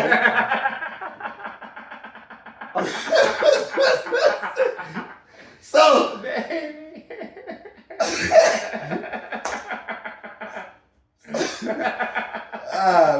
leave it to a parent to crush a dream. Well, yeah, but she was kind of telling you something that play to your strength. Yeah, play to your strengths, exactly. Yeah. In your weakness. Like there was a period of time I wanted to be an architect. I was good at math, really good at math. Mm-hmm. But and then other times I wanted to be an undercover cop, and then I'm like, you would never make it. I know, I would not. No, I wouldn't. I know. And then I thought like, oh, that sounds really dangerous. Actually, yeah. Were you at undercover? No, but I did my all of high school. I was in the Criminal Justice Academy in Grant High School. Oh wow. So they got some stories. Oh my gosh, yeah, I bet. Yeah, and I was like, well, you know what? I think the whole acting thing. If I'm making movies, I can act so like I was an undercover cop, but then not have none of the danger. Danger, yeah. Unless you go out like, was that Brandon Lee? Right. Yeah. Yeah. So or Alec Baldwin. Yeah. Yeah. Okay. Anyway. Yeah. Sorry, did I say that out loud? These are real life dangers. Yeah. And make believe Well, dude, that's what gets me. Like some independent shoots, they're like, yeah, there are scenes on the train tracks. It's great. And they're like, oh, it's on the train tracks. Like someone with real trains. With real trains. True. So someone, an independent film, had a scene on a bridge of a train track. That sounds like And guess what happened when they were filming? Somebody died. The train came. Sure. Wow. Yeah, and someone died. Yep. Yeah, Wow. and other people tried jumping off the bridge. You know, it's like there's no exit if you're on a bridge and the train's coming. Not intelligent. No. Are we not going to get online and maybe find out when the trains are coming? You're right. Exactly. At least we do could any try. research, but like that really happened. You guys look it up. But I've been looking through my email trying to find, because you asked me if this is what I wanted to do. I had an email from way back, like way where I said I wanted to be in the animation studio. This is you don't have to prove it to me. But okay, I was just like, it's in there. I believe you. It's in there. This is from way back in like 2008, 2009. And the last time I checked, I'm actually still within my timeline that I gave myself years ago, which is crazy to think. Yeah. I'm within like 5 years of the timeline. So I'm like, that's crazy. It's a beautiful thing. Yeah. I didn't so I realized it at 5 or in the 5th grade that I was like, oh, maybe I want to take these little ideas and make them move. These little drawings I was doing. And then somewhere, like, you progress in life in general. So you watch, like, X-Men cartoons, you get into comic books and comic book cards. I think it went off. Shit. Okay. Yeah. What made you think of Simp? So I heard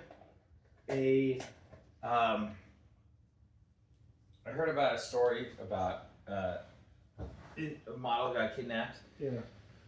And it was something that and it was all about, the guy said that he's this photographer. He wasn't a photographer. Yeah. Well, he lied. What's up? He lied about being a photographer? Yeah. Oh. It was all a ruse. He wanted to get this girl because he liked her. He was actually a fan of her online. Okay. And so he said, I'm hiring you for this motorcycle modeling shoot. That's so sketch. And I know. And then the agent booked her. Yeah. And then he kidnapped her with his brother. They kidnapped her, held her for ransom. He was inspired by a movie. Yeah. So there's a movie about a guy who's an obsessed fan of a deal. I know, yeah. I'm like, the guy who did it was inspired by another movie. So my movie is inspired by a guy who was inspired by a movie. Oh, that's some background right there.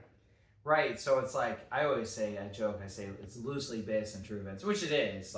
I loosely based it off that story because it's like, okay. It really happened. It really happened. Did she escape or did she get away or? You gotta watch the movie. You saw the movie. No, I mean in real life. Well, he saw it. Well, yeah, exactly. Yeah, I mean in real life, did she get away or do you know or? Okay, yeah. So you asked me inspiration for Simp. Yeah. So for you guys, maybe inspiration might be more of the creative, inspirational. What could be space, weed, all this stuff. Is that what that is? No, I'm playing.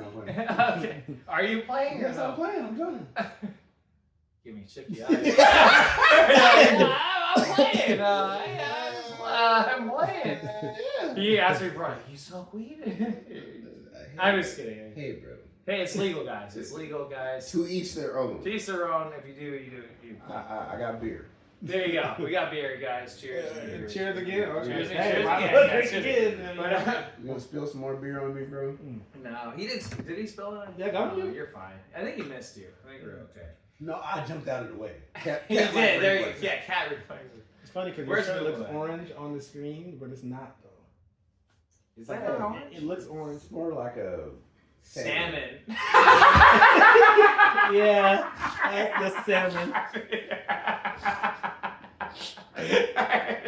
That's hilarious. So they just saw a creature, and it's like, that's not red, that's not blue, that's not yellow. What do we call that? It's a salmon? Let's call that color salmon. So it's like, oh look, that's rhino. It's manlier than pink. Salmon, bro. Manlier than pink. It's You dark. weren't pink, no, Hot bro. pink, It's bro. salmon. It's Oh, wrong. slamming salmon. But going back to, you asked me about inspiration. So like real life inspires me. So like true stories, killer rideshare driver, killer Uber driver, like rideshare that was inspired. I'm like, okay. And also I did Uber too back in 2016, 2017. Back when people made money. Right. Yeah, Yeah. real Well, money I back was just then. on that cusp of like, because people have been making hella money. And then like I was making some, I'd make good on the weekends, keep me out of trouble too. Instead of like going out partying, I'd just drive Uber. Trying to make money. Yeah, exactly. So that was cool. But then I was like, hey, this is prime for a horror movie. And also, it's scarier, not for the passenger, but for the driver. Yeah. It's 10 times scarier because you're picking up an endless amount of people per day. I got, at least when I was driving Uber, like I would pick up, like it would be you pick up your prostitute, right, bro. One time during Lyft, my whole night was just prostitutes, bro. Really? Like it got to the point where they get in. I don't know where I'm supposed to go. Don't even worry about it, baby. I got you. Don't you worry. I know exactly where you're going. You're going to my house, But baby. did you knew where they were going? I know exactly where they were going. You knew where they Stockton Boulevard. Really? Absolutely. Are you serious? From the Thomas to Elk Grove, from South Watt and Rancho Cordova, they were going to one location. Yes. Yeah. It's crazy that police doesn't. I feel like they struck a deal because there was So there was one time Right, he told me like, about it one time, and I was driving over there at late night by Florin, and like in the Walmart, you see like it had like, I am not lying, it had to be like 200 ladies out there in the park, like everywhere. 20 at very least.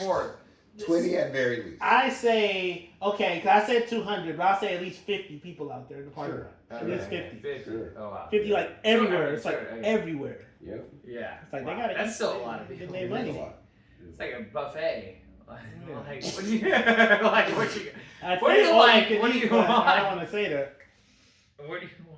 I don't think I would eat from that. No, I'm. No! That's what I'm saying. It's like you said a buffet. I'm trying. Okay, no. Well, that's the thing. It's like a lot of buffets are like really sketchy. Oh, It's yeah. Like, it's like, oh, when did they cook this? I mean, it's just been sitting out When there. did they cook this? Yeah. Multiple like- days ago. Yeah, a couple days ago, someone like underneath the heat lamp.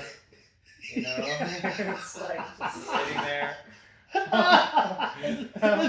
Bro, they cover it up. The next day, they just turn the light on. Oh, It's still good. Just mesh it around. Grab the spoon off the wall. Yeah, right. Yeah. Start mixing. It's like stuck to the thing. Like. Oh man. These are all the ways to not have a restaurant. There's a certain you gotta- pancake spot that I'm not gonna say any names. Not Hayhoe. No, it's not. I'm not not gonna say any names. We won't say names. But there's a certain pancake spot that's so unnecessary. woo. Okay. All right. Anyway, okay. Back to the creative process. We'll go back to the creative process. On a little bit of tangent. This is what births a lot of our creative content. Yeah, Just right. here, just Random my just stomach. shooting the shit. Okay. I mean, that's what it's all about. But yeah, no, real life is what inspires me, at least. And for scary stories, there's stories like The Orphan, where it's like about a ghost who's, or like, ghosts haunting stuff. It's like, I don't find that as scary as like getting in an Uber and maybe your driver's a killer, or you're a model, you go to a photo shoot, the person's not legit, then they kidnap you, or they want to get with you, or they're a predator. So it's like, it's using these things that people can more relate to, and see that in the real world, and then also dialogue. I get inspired by real life. There's a lot of dialogue lines or stuff that I could never write in a million years. There was one girl that said, I was at a club one time and she was in line, and then the club owner was like, the bouncers were like, hey, you girls come here. And they're at the end of the line, come here. They go straight through. Yeah. And as she's going through, she's like, you got girls like having a fast pass at Disneyland. Right? And that's true. Especially if you're a hot girl. Especially if you're a hot girl. And then, being a hot girl is what, which is it's like having hot, fast food. And she said that, and I could never have dreamed of that line. And then I put that in the script, and that's in simp. Yeah, so that's in simp. So anyway, so that's what inspires That's what inspires me. And also, if the story like sticks in my mind too, I'm like, God, this story. I have to make this. I have to. It's stuck in my head. I have to make it into a movie. I can't not make it into a movie. You can't. So. You ever have to do that thing where you got like so many ideas and you have to choose which one to make first, and it's hard to choose. I want to do this, but I want to do this, but I want to do this. It's like I really have to kind of focus one at a time. But yeah, no, I get that a lot because I get a lot of things. Because I made a Bigfoot movie in between, Synth coming out or releasing, and the film does a certain stuff. So but that was more of something that I knew that I could do really cheaply with friends, go camping, buy a $99 Bigfoot costume on Amazon, and have fun, right? So that's what we did with that.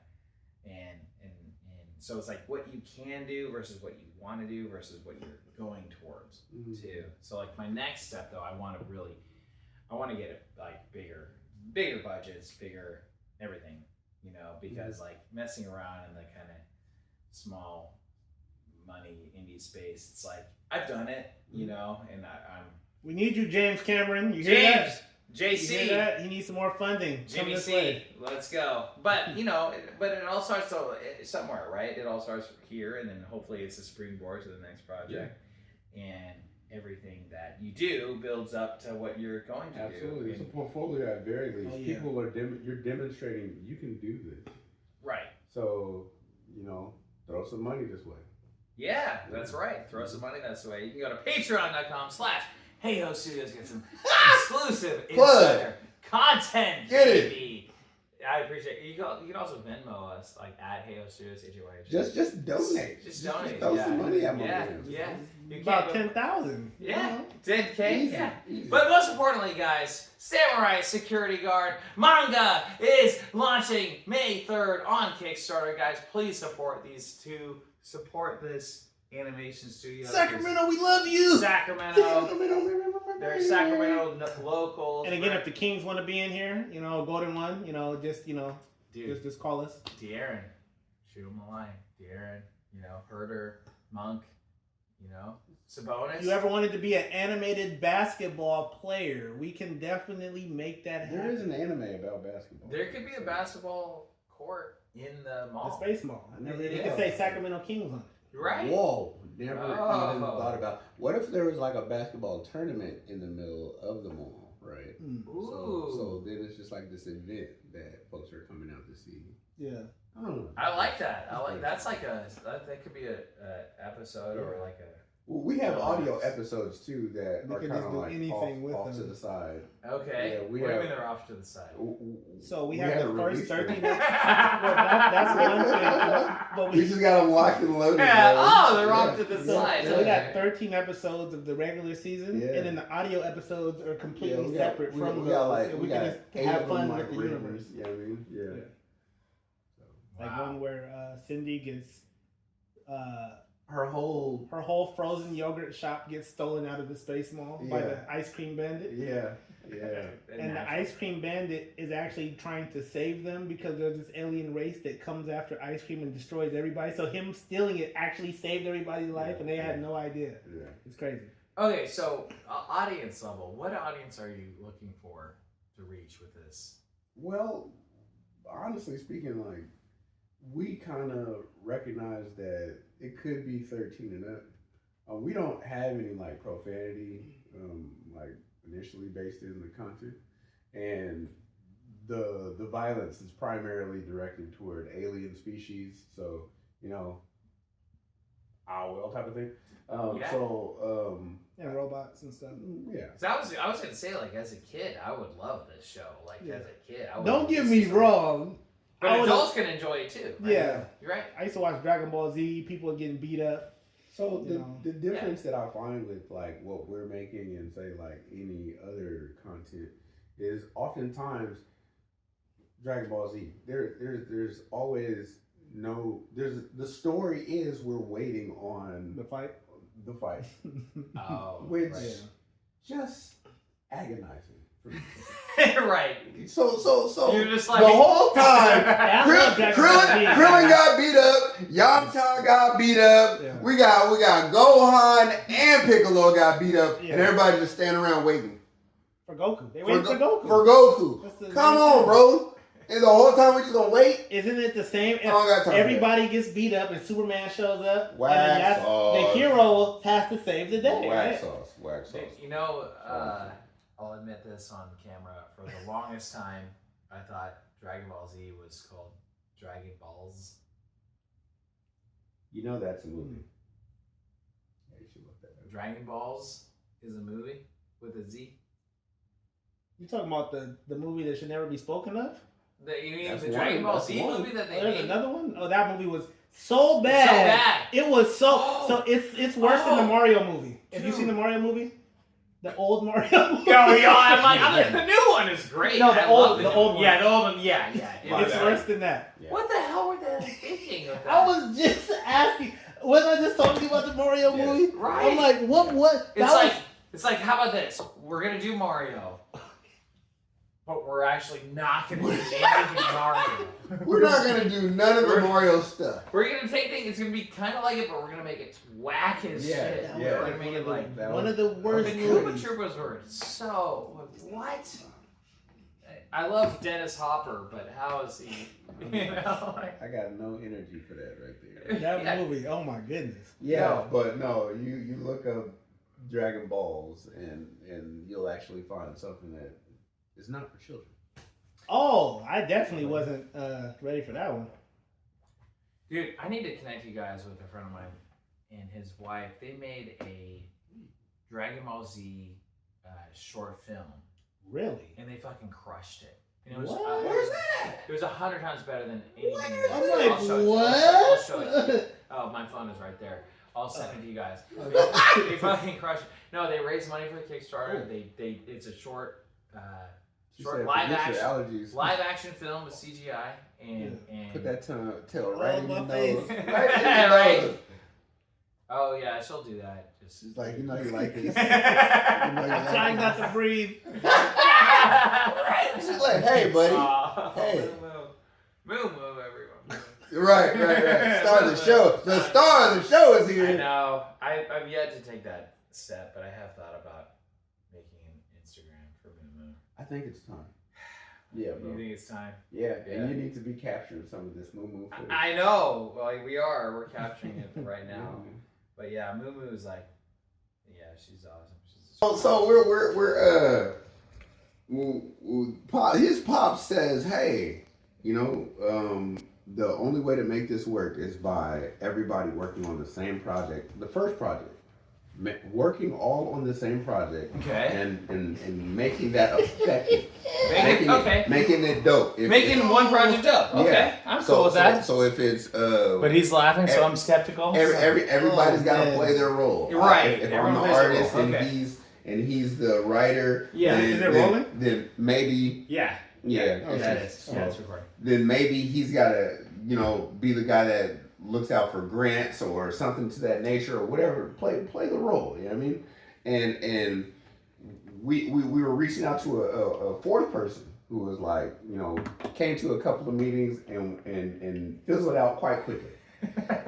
But our third and the fourth person got together and had a conversation, and then they came back to us and they said, "Hey, we feel like VS should be what we should all focus on."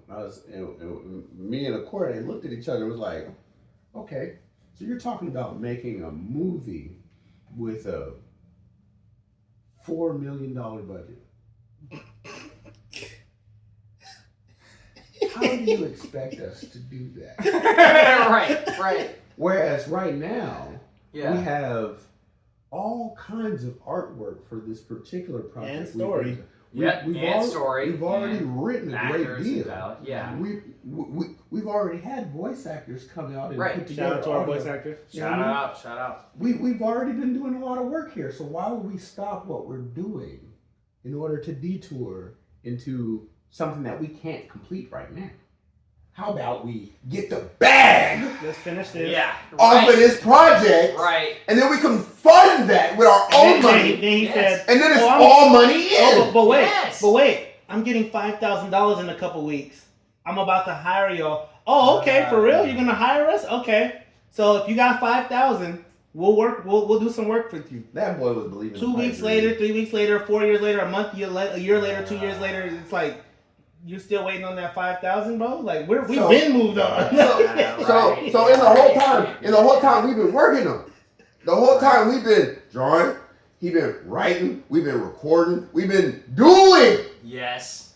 While others are living in the pipe dream. Oh. Yeah. So what's hilarious, right, is based off of, a person's own vices.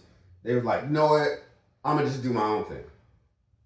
Do your thing. Okay. Yeah, if you desire to focus on you, right. Go ahead. Yeah. We're gonna keep working. We keep working. Because of the vices, fall off completely, and then come back after rehab and jail and all this other stuff, and now you want to be a part of the get down. Yeah. And the honest approach was, hey man, I don't know how I can possibly be a part of what you guys got going on, but I want to be a part of what you guys got going on. I'm like, me and Acorde have filled out what's called a partnership agreement. Right. We are. Which I wish I would have done with my last two business partners because, I just want to go. We are official business. We are an LLC since the last time we saw you. Well, yeah, you guys are Creative Gang LLC. So just throwing you in the mix is not really my call. Is I got to talk to my business partner. Right. Exactly. And I know what he was gonna say because he said it a few times. No, hell no. Yeah, exactly. So I feel like I am a reciprocator of energy. So when I feel like I've done something for somebody, and it's not even about I'm doing something for you, so you got to do it for me. That's not about it. It's like if I've done something for you, and then the next time it's almost like you completely don't even act like I did something for you, and then you try to act it again. Okay, I'll do it again, and you do it again, and now it's like basically it's a one-sided friendship, pretty much. Yeah, I don't like that because it's just like, what are we doing here? Yeah. So it's evident online that we're making some moves, right? And then before too long, it's like, hey, how you been? I haven't talked to you in a while. Let's hang out for sure. Because to me, you still my bro. Of course. And then as we hang out a couple of times, and it's like, hey, I want to get involved in Creative Gang however I can. I was like, I'll run it back to my partner. Not a problem. Right. And then the next time we hang out, we might go run. Yeah. We might do go some hide. We might do some push-ups. Yeah. We might freestyle a little bit. Right. And then I'm about to be on my way. And he's like, hey, I'm trying to get involved with Creative Gang. I was like, oh yeah, I'm gonna talk to my partner. I didn't bring it up. Right. I already know the answers. Yeah, right. Answer's no, bro. Yeah, I know. Yeah, it's no. And now how many times you gotta ask? And not only is it no, it's hell no. You know what I mean? Exactly. And it's not even like I just was like, hey, I don't like this person. Like I said, it's a reciprocator energy. It's like, okay, I'm like, I don't know. No, the truth is, it's bad for business. That's true. Business. We in this mug to make money. Right. And right now, we can't have people that are undependable. Right. That's true. Inconsistent. Right? Or talking about stuff. Or not producing. Not producing. That was the thing. There's nothing that is going to help any of us if I got to tell you to do something and you just don't do it and you just refuse to do it, and every time I ask you to do it, it's like I can't do it. And 2 years later, it's still not. 2 years later, it's still not done. Literally. How long have you been working on this movie and you haven't even written a chapter? You're right, dude. 20 years. So we've literally created a story. Jerome, can you tell me how you really feel? Don't hold it back. You know, I want you to stop holding back. I haven't even got to my text stop holding back. There's text messages that I can't wait to read. Please stop holding back on this. You know what I mean? Because you could be who you are. But no, you got to add how it is, you know. Add your perspective. I mean, hey, I've had bad business deals before, so I mean, with me, it's all about your energy, and then you got to watch out for the undercover haters because people will be like, they'll be like, hey, what's up, bro? And then they'll just hang out with you just to be hating on you. They trying to catch that residual clout. Just to be hating on you. It'll be like, Corday? Oh, you see that cartoon, the anime Corday's doing? Corday? I went to school with him, Corday?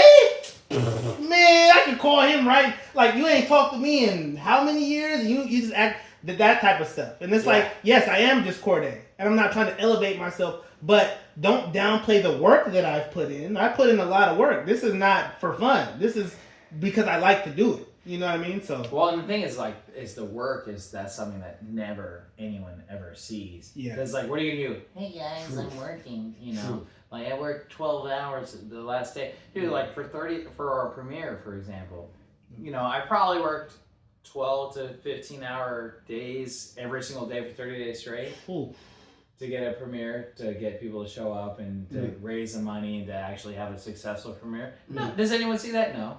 Like, did I document it? No. Like, my place was a mess. I was a mess. I mean, I'm calling, you know, doing everything, sending emails, like everything, like, you know, like all the grunt work. Yeah, all the grunt work. Does anyone see that? No. But they think that, like, if you win or if you fail. Right. Yeah. They think that, like, oh, I'm gonna post one Facebook thing. Oh, I've done my work. No, that's not how it works. It's like, no, you gotta get asses in seats. You gotta call people, you gotta email. And then even then, I still had more people that I needed to call and wanted to call that I didn't call, and I'm like, oh God, why didn't I call him? Yeah.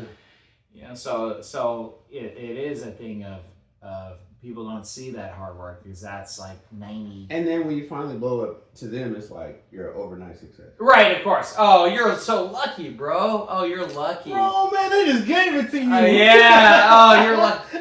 Oh man. You took that offline, bro. You traced that, bro. Oh, bro. You stole that idea from high school. You remember they tried to say we was Rick and Morty? Or they'll say, like, I was like, oh, yo, man, I remember when we wrote that thing together. You don't get out of my face. It's like, remember we wrote it? You mean I had that one? You mean the one time I read a script to you and you said it was funny? Like, that's not co-writing something. Nice try, though. It's nice try. Yeah, no, we were writing. We were writing there, bro. I was there that day. You're like, oh, wait, when? Oh, that episode. No. Which episode? Episode 13? Yeah. Episode 13. Which season? Which season? Oh, good thing that there's only 10 episodes per season. But yeah, you're episode 13, buddy. Like, so it's like, oh, I helped you create so-and-so character. Oh yeah, what planet did he come from? Right. Oh, you don't know? Tell me about this character. How old is he? How tall is he? Yeah. What does he like to eat? You don't know his name? Do you know his name? Do you know his name? Wow. That's hilarious. What's his name? What's his name? Well, it was just the glowing guy. He's the immortal chef, but that's not his name. Exactly. But I thought of him though. You remember, I was there in the kitchen that one time, and I thought of that thing, and it's like, God, no. So that's the piece, because it's like I'm busy working. Yeah. So if you're busy trying to film, trying to write, trying to make contacts and do all this, and I'm calling you up and I'm saying, hey bro, let's hang out and grab a beer. Yeah. And you're like, okay, yeah, let's get it. Yeah. And then we hang out for an hour or two, grab that beer, and then I call you tomorrow. And I'm like, hey man, let's get another beer. And I'll call you the next day. And the next day. Literally, no lie. No lie. And I know you're supposed to be working on your movie. Right. And I know that takes concerted effort. Yeah. Right. But why aren't you answering my phone calls? Oh. Well, I text message you. Rude of me. So, I say, I'm going to call you back. This is April 15th. All right. Sheesh, this is real life. Busy. Tax day. I say, he says, are you busy? He says, text me when you are available. This is, I'm not available. 502. This is 502. And then another text message. You busy? You know what? Never mind. This is 7:30. And then today we were recording, right? Yeah. Oh, okay. Yeah. And then I get another one. You know what? I'm gonna do my movie alone. So in this person's mindset, aren't you already doing your movie alone? No, I did more writing on your movie than you had. I created more art on your movie than you had. Oh, bro, I brainstormed some whole characters with power sets and everything like that. But you're gonna do it by yourself. Go ahead. In fact, in time, I'm thinking I gotta let him have it. Gotta love the ultimatum. Oh God. Oh. So when you're dealing with a person like this, because in his mind, because he knows I'm a creative, right? I'm gonna use this creative outlet as a carrot. I don't care about the idea though. Hey, oh, you don't want to play with me? I am taking my ball and I'm going home. Okay. Now I say. Now it just needs to go somewhere. I gotta pee, bro. I'll be right back. Go pee. You know, without the writing, without art or footage, all you have is an idea that you seem to want other people to work on. Oh, yeah. Which no one else, that isn't your loving family members, is willing to do for you.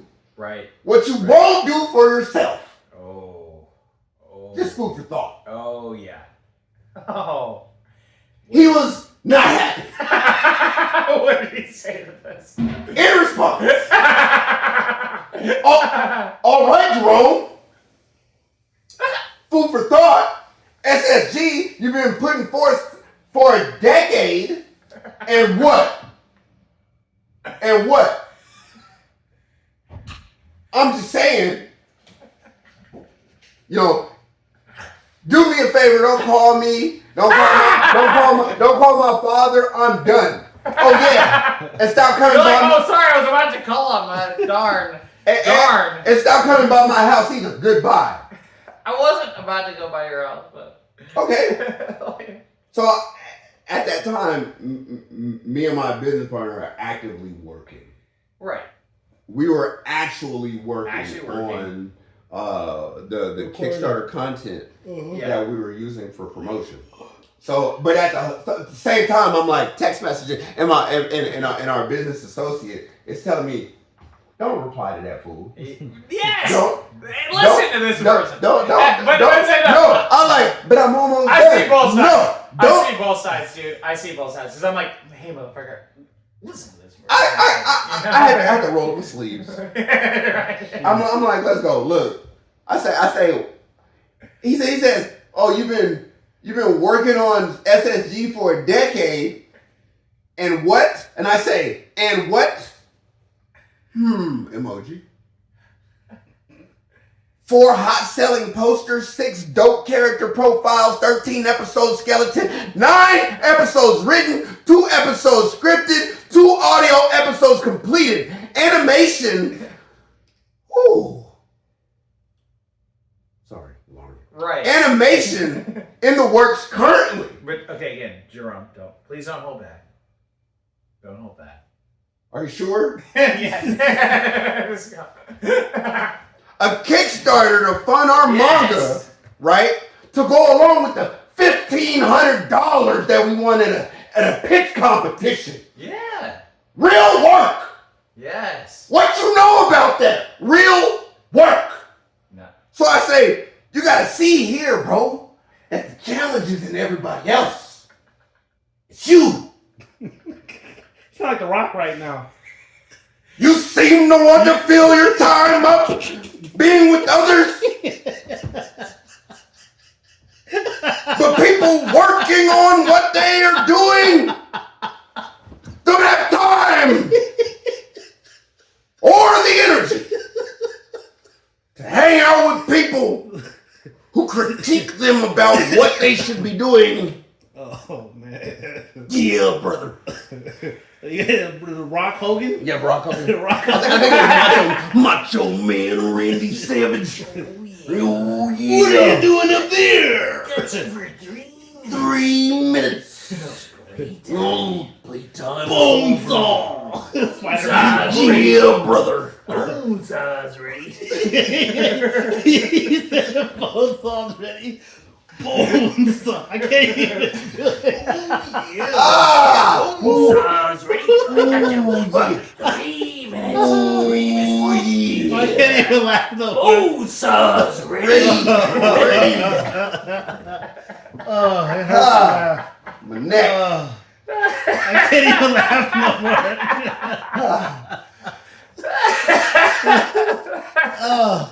You seem to want to fill your time up with being with others, but people that are working don't have time to hang out or have the energy to be critiqued by a person who isn't doing for themselves.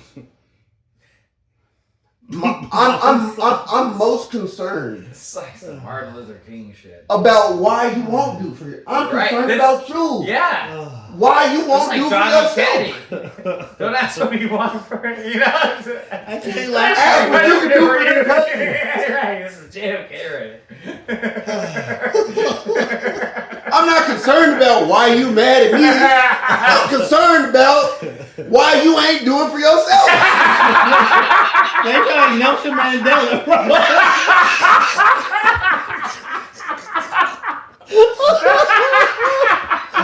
Oh my gosh. I'm dead.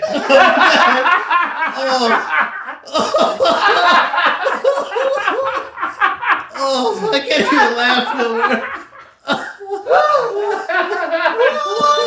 Oh, Mandela! Speaking the facts! Oh, Brother. oh my gosh.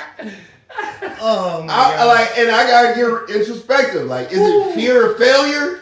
Is it fear of succeeding? Oh man. Is it fear of just doing the work? Bro, this is what you were saying? This is what I said. Going, baby. We're still like, You thought I was playing. You were actually saying Bro, I'm reading it. I'm reading my it. goodness. I thought you were freestyling. No. Oh man. Look, whatever the reason is, I like God only knows. But I want you to succeed, brother. I want you to succeed. It just won't be at my detriment. So you cutting me off is really you having me out. Oh, yeah. Peace be with you, bro. Oh, yeah. Yeah. Absolutely. So it's funny because like one of my main fears, and it's not even really a fear, it's just kind of one of those like if you win the lotto, everybody show up at your door. I always fear like, okay, what's gonna happen if Samurai Security Guard, we get a Netflix deal or something crazy happens? They're like, oh, this is animation, and it's like, okay, can I go outside anymore? Like, you know what I mean? Like, or I don't know if I'm that's thinking. the issue. It's gonna be the issue of those who expected you not to succeed, those that you had business dealings with in the past, and they're like, no, you're supposed to be down here where I'm at. By the time they say that, I'm gone though. And that's hopefully, and that's the plan. Hopefully, you don't want them to knock on your door though. And so that's the challenge. I think that's primarily going to be the look case. at Drake. Drake, nobody can knock on Drake's door. Yeah, the hidden heels for a reason. Yeah. So the concept being like we're going to continue to work. CEO of Disney. You think anybody even knows where he lives? Look. Yeah. We're going to keep going, and they might reach out. Are we going to be gracious enough to give somebody a job? Are we going to be gracious enough? You'll probably give someone a shot, right? You know what I mean? Like, I got this great idea. Yeah. Can you make it for me? Right. How about this?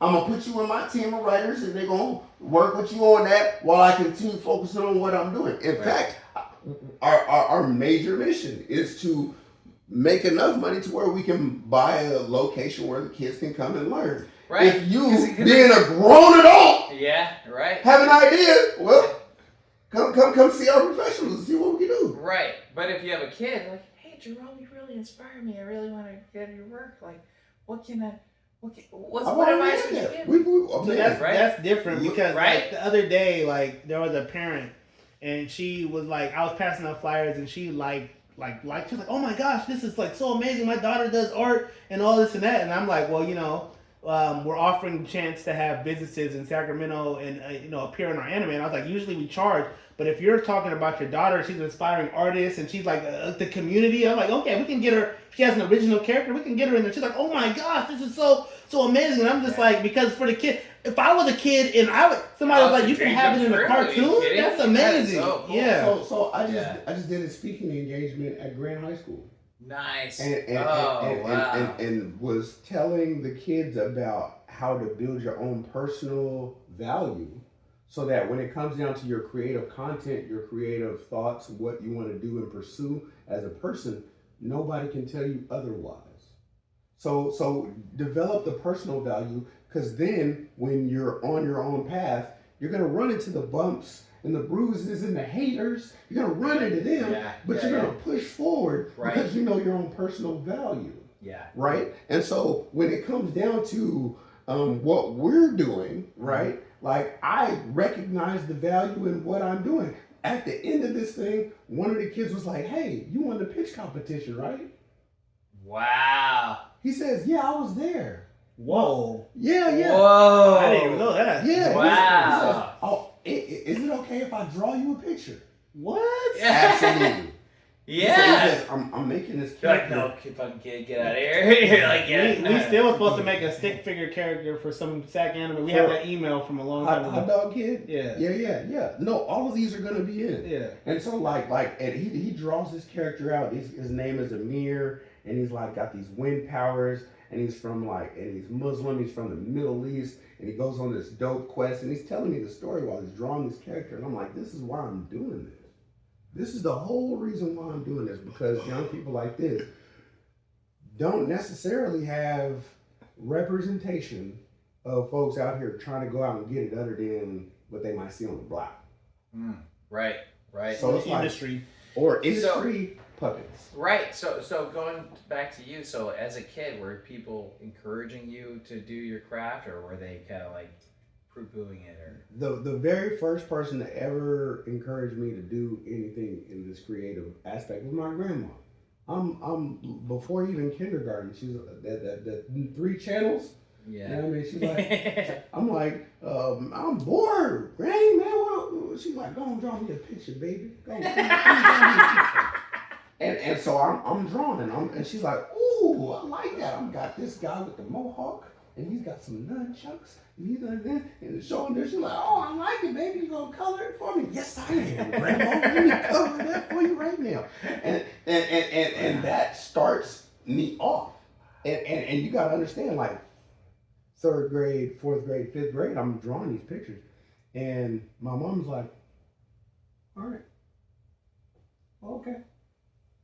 I'm drawing them in class, and oftentimes, because most folks don't recognize the process. Instead of taking notes, you're drawing. Indeed. Yes. Yeah. Okay. Yeah. But I'm an auditory learner. Anyway. Right. Yeah. You're learning. You're listening. Yeah. And it's not until I get into like college and I start understanding that there's 7 different methods of learning that everybody else that's an educator doesn't adhere to, doesn't care about, or maybe they're only pushing the district's agenda, that they don't appreciate the fact that I can sit here and draw this picture of this interesting character and then recite back to you everything that you were saying about. That's a skill. That's a skill that I do not have. Mm-hmm. I like, as soon as I have to write a text message, you could tell me, my grandma's head's on fire, and I wouldn't know. I wouldn't know. I would just be like, yeah.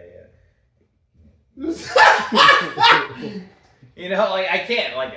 Multitasking is not my thing. But if you can do that, that is a skill. I feel like, truthfully speaking, I'm ADHD. Like I got it just as bad as most of our young people nowadays. Yeah. But how do you channel it? You can actually channel it. Right. And it's oftentimes it's in a creative fashion that allows you to make something that's not destructive. Yeah, totally. It's something that's creative, something that's positive, something that if you're drawing a picture, you're not. You don't look like you're about to touch on that. So I mean, I already had 3. Well, let me help you out there. Go ahead. Yeah, there you go. Yeah, appreciate you guys. I'll do one more, then we'll go. It's all right? good. Yeah, I'm on your guys' time, so we're it's all good. Yeah. So one of the things that I do remember most frequently, and I tell this every time that I teach it, because I was at RFDC yesterday, teaching another art class, an anime class, and when there, I tell everybody, bro. Number one, there's really 3 aspects that you got to focus on when it comes down to any kind of creative endeavor. Number 1, trust the process. Like while you're busy working, people are going to be looking over your shoulder just like me. What's that? Ugh, man, that's ugly, bro.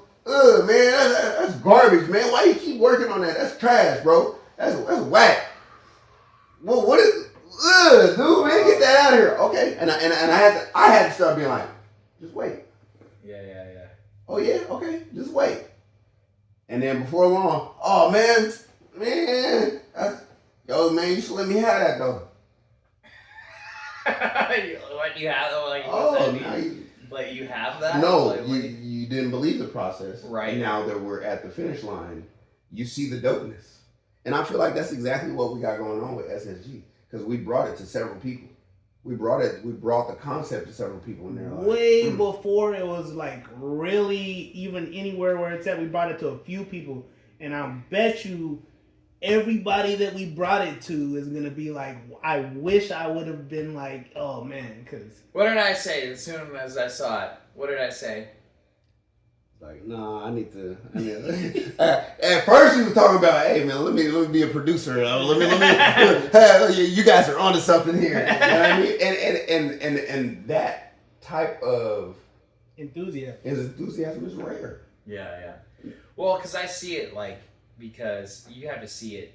You know, you showed me storyboards and stuff, but it's like some people can look at the storyboards like, oh, okay, but why is it animated? Why isn't it not like colored?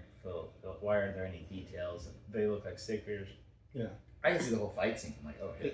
Earlier. This is intense. This is sick. Yeah, what you showed me. That's sick. I can see the whole thing right away. And as soon as you pitched me, I'm like, okay, this is so cool. I'm like, I want to help these guys as much as I can, you know, and any of the resources. It's like, because that is the thing. Is like, I love making movies and stuff and writing and directing, but I don't want to do that for everything that I do. I want to help other people that are creative, like you guys. That piece that you just said is not as common as most folks might think.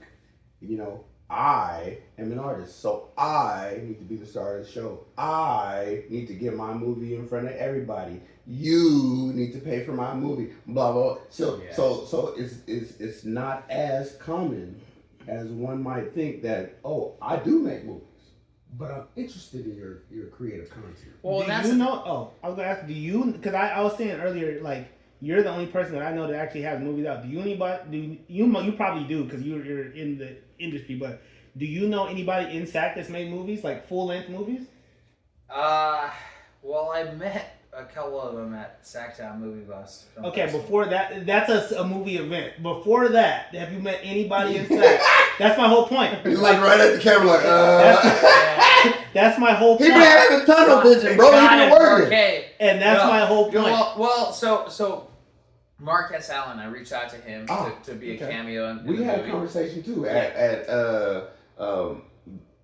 Martin Luther King Junior High School. I had a whole conversation with Marcus Allen about movies, and he's like, oh, man, I'm executive producer a few of them. He got to showing me a number of his titles. Yeah, so him, he's like the only like real legit person I know, and he's super supportive of Sacramento, and he's very encouraging. Keep that in mind. We pumped you up, bro. We appreciate Marcus your work, Allen. but we did call him.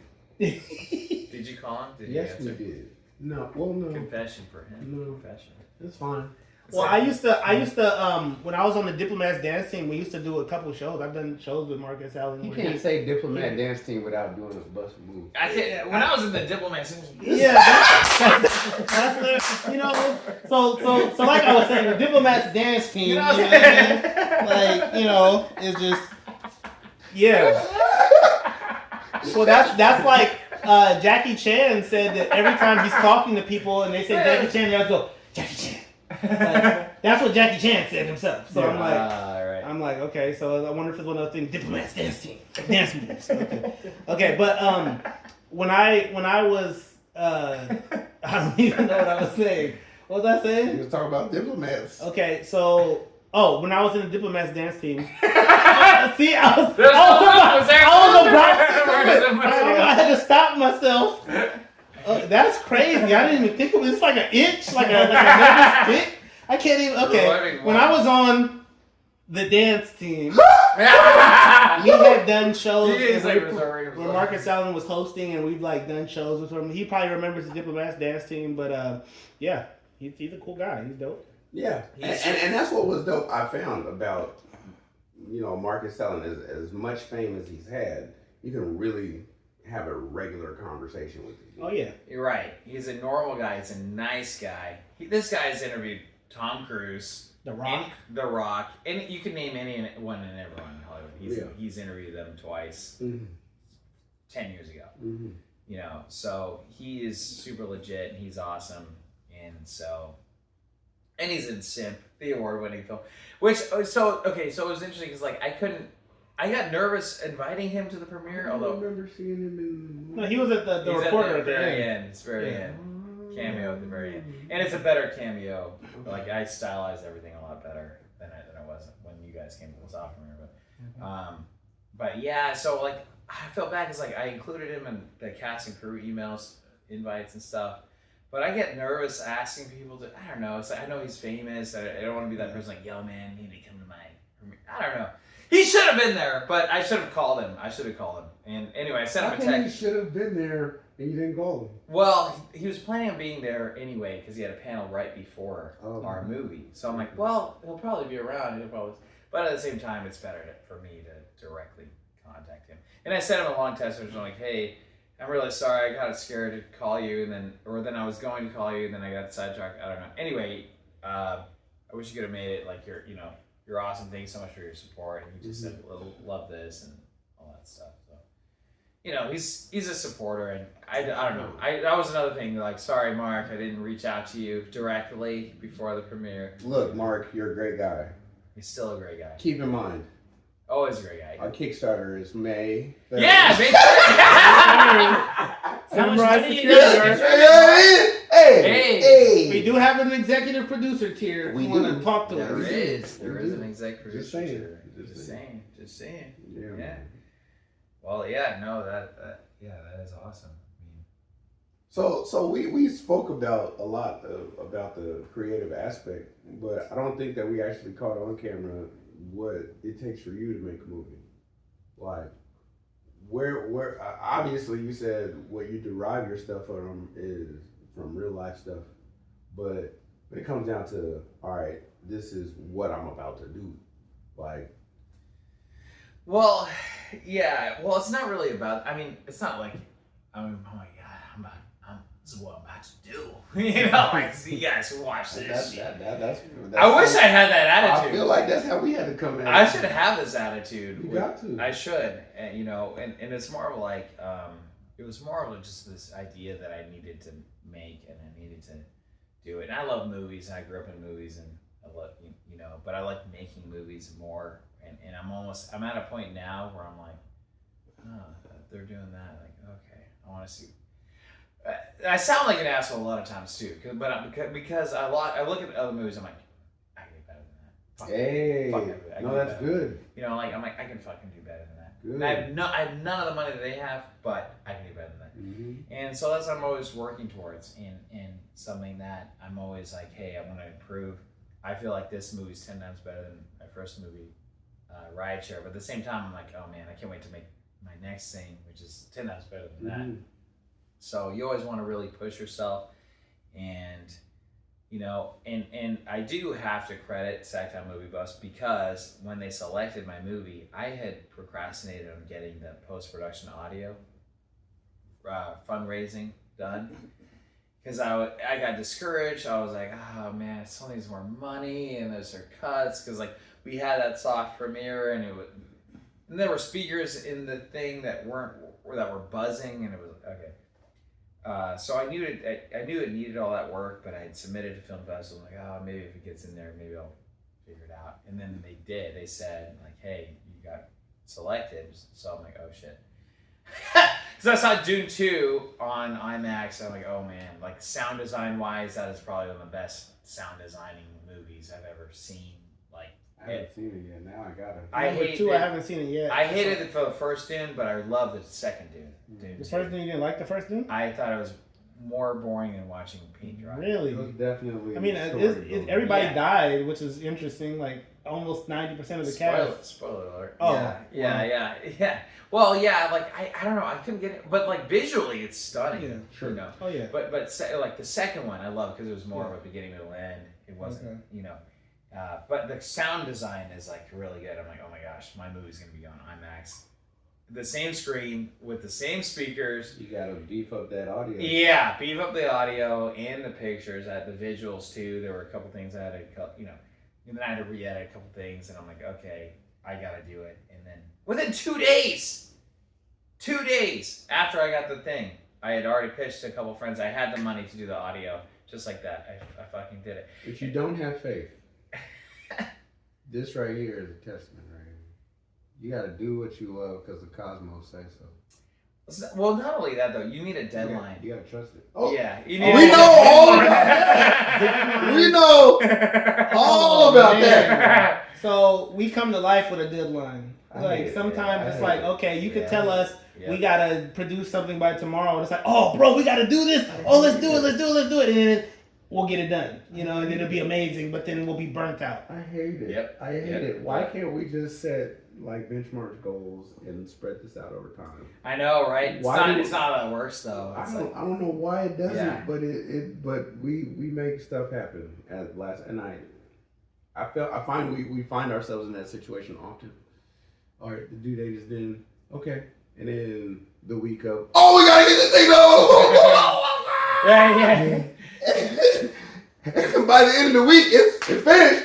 It's amazing. Yeah. But how come we couldn't have just done this all month? I know, right? You had all that time. Why not? There was that one time where you were like, oh, I could be working on something. Now I'm just gonna chill here. You know, I'm Chill watching here, have a TV. beer, watch TV. Yeah. I just had my In-N-Out burger, so I'm Right. Yeah, man. Like it. Well, that is the thing. It's like dreams don't work without deadlines. They really don't. You know. And we should just start putting deadlines on ourselves in the crew. We'll have the first episode done by tomorrow. I don't like you that. guys better start working on it. You guys better start working on it. That's super. First thing tomorrow morning. It's gotta be done. You gonna be drunk. Yeah, it's like, dude, I hate the word realistic because it's like people have always told me, well, why don't you be realistic about making movies? It's like, why don't you be realistic In what capacity? in making movies?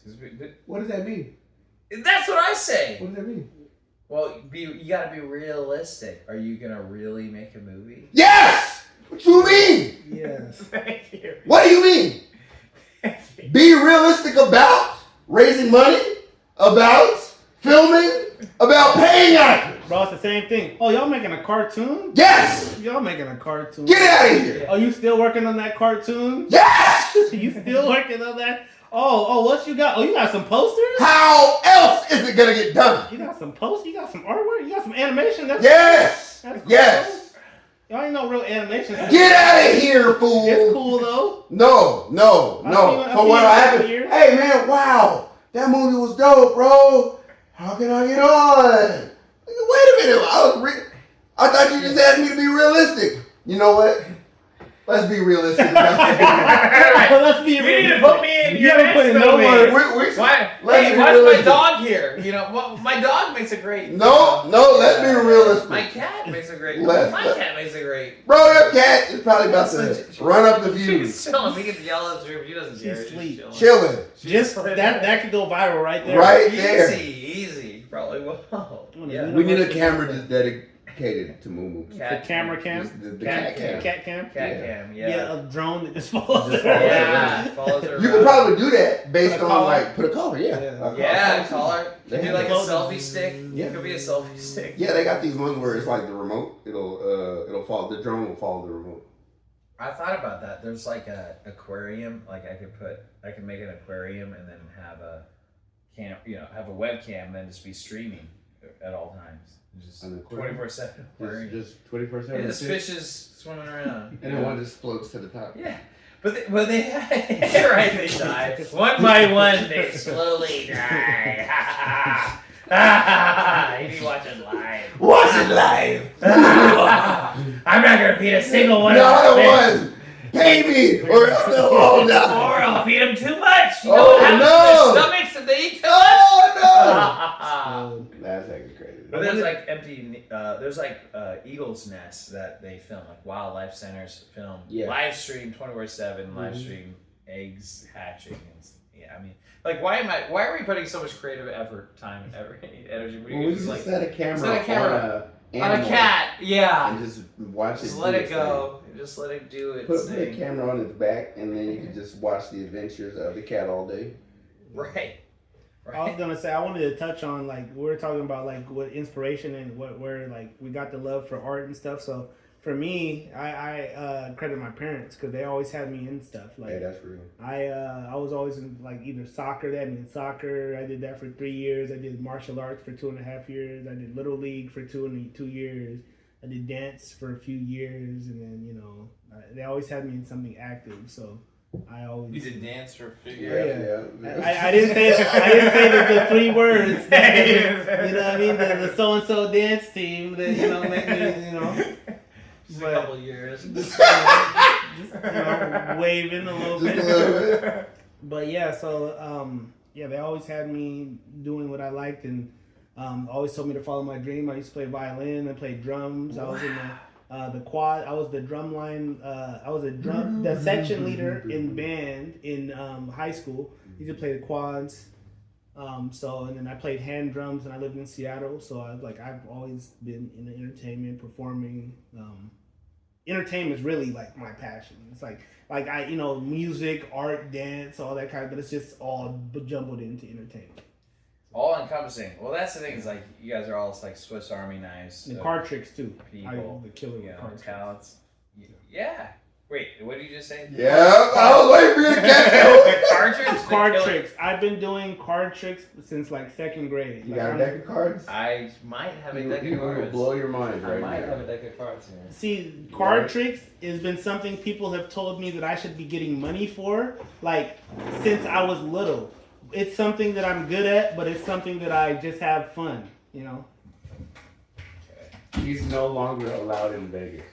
Wait, are you serious? No, so I've never actually used my card counting skills at a casino. Not yet. But I could. And I went to Vegas one time and I saw that they had 5 aces in the deck, and I was like, oh, they're cheating. People. No way. Yeah, I was standing outside of the table and I saw Whoa. 5 aces and I didn't say anything because it wasn't I wasn't in the game. But if I was in the game, I would have gone, hold up, let me flip that real quick. 5 Y'all aces cheating. right there. And they would have kicked me out the casino. That's what they would have did. Just kick me out. Here we go. Here's a deck of cards. Oh man. So there's 2 deck of cards here. Hopefully they're intact, each of them. Playing poker, Poker in the front, liquor in the back, So I mean, this is I call it illusions. So we got the Jack of Hearts, right? Okay. Jack of Hearts. Jack of Hearts. I'll take the Jack of Hearts. I'm gonna bend it a little bit because I don't want to bend your cards. Yeah, I'm do gonna what bend you it a gotta little do. bit. I'm gonna take it. I'm still have my hand on this, right? I'm gonna put it right here. Okay. So you see it has a slight bend in it. I'm gonna take it with the bend. Okay. Put it in the middle of the deck. Right? Okay. I see it in the middle of the deck. Okay. It's in there. All right. It's in there, right? Yeah. I see 1, it. 2, 3. What? Yeah. Damn. What the Like hell? no sleeves. I'm like a professional, dude. Whoa. Like, I have way more tricks than that. That just hops in the middle of the tongue. You having religious folks like, that's the devil! When I first met him, he was not messing with me when I was doing the card. He was like, I had to tell him, I was like, bro, this is not magic. I wasn't convinced. I was like, do it again. He's like, Do it again. you're right. But you never do it twice. I saw it. You never do it twice in a row. Yeah. No. Right. Yeah, he would always move. But he's got like 20 different tricks. Okay, So you would lose patience in his ability to do amazingness before you could Okay, figure not it out. only is this guy a dancer. So choose a card? Oh, yeah. Any card. This one. Okay, so look at your cards. Okay. Okay, you know what it is? Yeah. Okay, now put it face down Okay. so I can't see it. Face down Yeah, where? you can slide it in the deck anywhere. Anywhere. Okay. Okay, There so we it's go. in there, right? Yeah. Okay, so it's in the deck. So what I'm gonna do is I'm gonna find your card Okay. and I'm gonna turn it around in the deck in like 2 seconds. What? Okay. 1, 2, 2. 3. I already found your card. That quick. Show I the can, camera. Show the Cat camera. clubs. I could go all night. Wait, we didn't do that right. So you show the camera your card. I showed him the first. Let's do it one more time. Do something else. Alright. Okay. Or do that one again. You Okay. gotta be able to prove. To I know. the I was camera. gonna say I should show the camera. Okay, but so you gotta do look you- away. Yeah, the Sharpie, right? Hold on, where's the Sharpie? Yeah. Oh, this is the one I hate. Oh, let's get the Sharpie involved. Okay, so What are you doing in there? Are you like Organizing. Oh, thank you. I need some I have of a you problem. around in my life. I I need So, people with problems with do you have organizing a to come piece here of paper? and have a good time. They can have a blast with my place. Yeah. Oh, okay. Yeah. Here we go. Piece of paper? Yes, any piece of paper. Okay. This is content. Man. So now watch this. If you want Okay. to be mind blown. Yes, I do.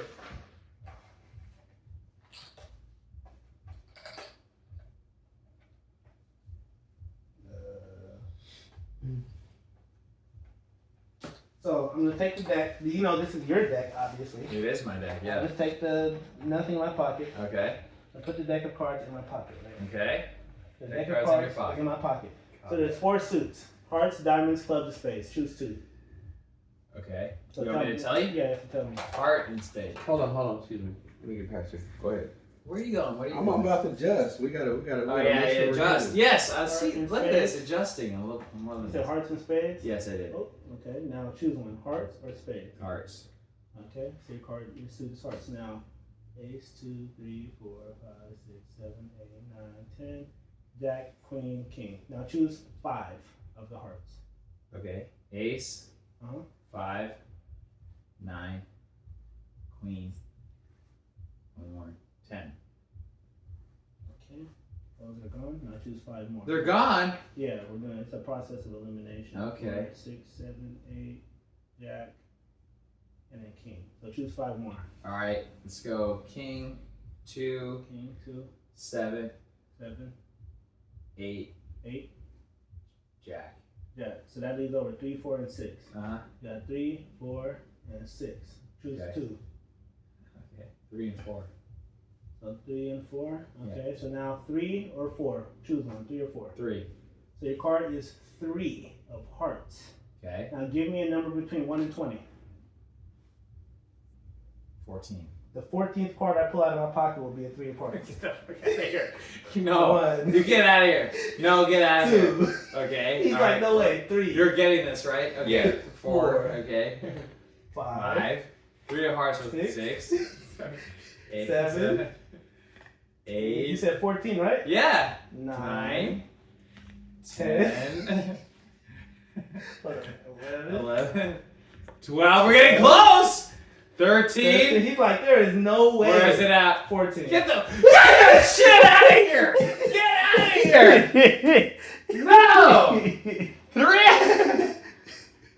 Yeah, man. What? Look at that. It all came down to the 3 of hearts that he chose, and it came out. It's all here on the paper. This is proof. This was real I life. eliminated every single one of those, and I can honestly tell you that. But anyway, okay, so we got the Kickstarter.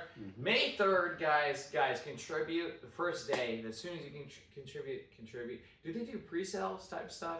I mean, if you want to, hit us up privately and be like, hey, can I get some mangas? You can do that. But, I mean, it would be better for us if you contributed to the Kickstarter. Yeah. Because we're really just trying to bring all awareness to the Kickstarter and really make that successful so we can really spread awareness about Samurai Security Guard. Yep. Yeah, awesome, guys. Support them as much as you can. Share this video. Share it with someone you know, someone you love, maybe someone you hate. I don't know. You're right. Just do it. Like, these guys are great guys. And I can't wait for this. If you're in Manga. Sacramento, Guys. if you're in California, You're great. and you love anime, if you love creative If you love ideas, Sacramento. Yes. You If love you Sacramento. love Sacramento. You better love Sacramento. If 'Cause you don't love like that, California. if you don't like that, you don't like Sacramento. You might want to prove it by Basketball. supporting. Samurai Security. Yeah, put your money where your mouth Come is. join the Sacktown. adventure, guys. Yeah. Join the adventure. Be Sacktown, not We're on a Sucktown. journey through the cosmos. Take a journey through the cosmos. That'd be Sacktown, not Sucktown. Whoa. Right, exactly. Guys, click that like button and subscribe. All links will be in the description below. And yeah, right here. We'll May link 3rd. We'll link them up. All right, guys. May 3rd. We'll see you there. Thank you. Thanks for having us. You're welcome, Yeah, guys. thanks Hey, for having us. thanks for being here. This is dope. You're dope. I like being. It's like chilling in your living room almost. No, that's exactly what it is. not almost. That is 100% what this is. We're chilling in the living room. Chilling in the living room. It's almost like that. Yeah, kind of. Yeah. If only we were near the kitchen. Oh, we're right here. Right here.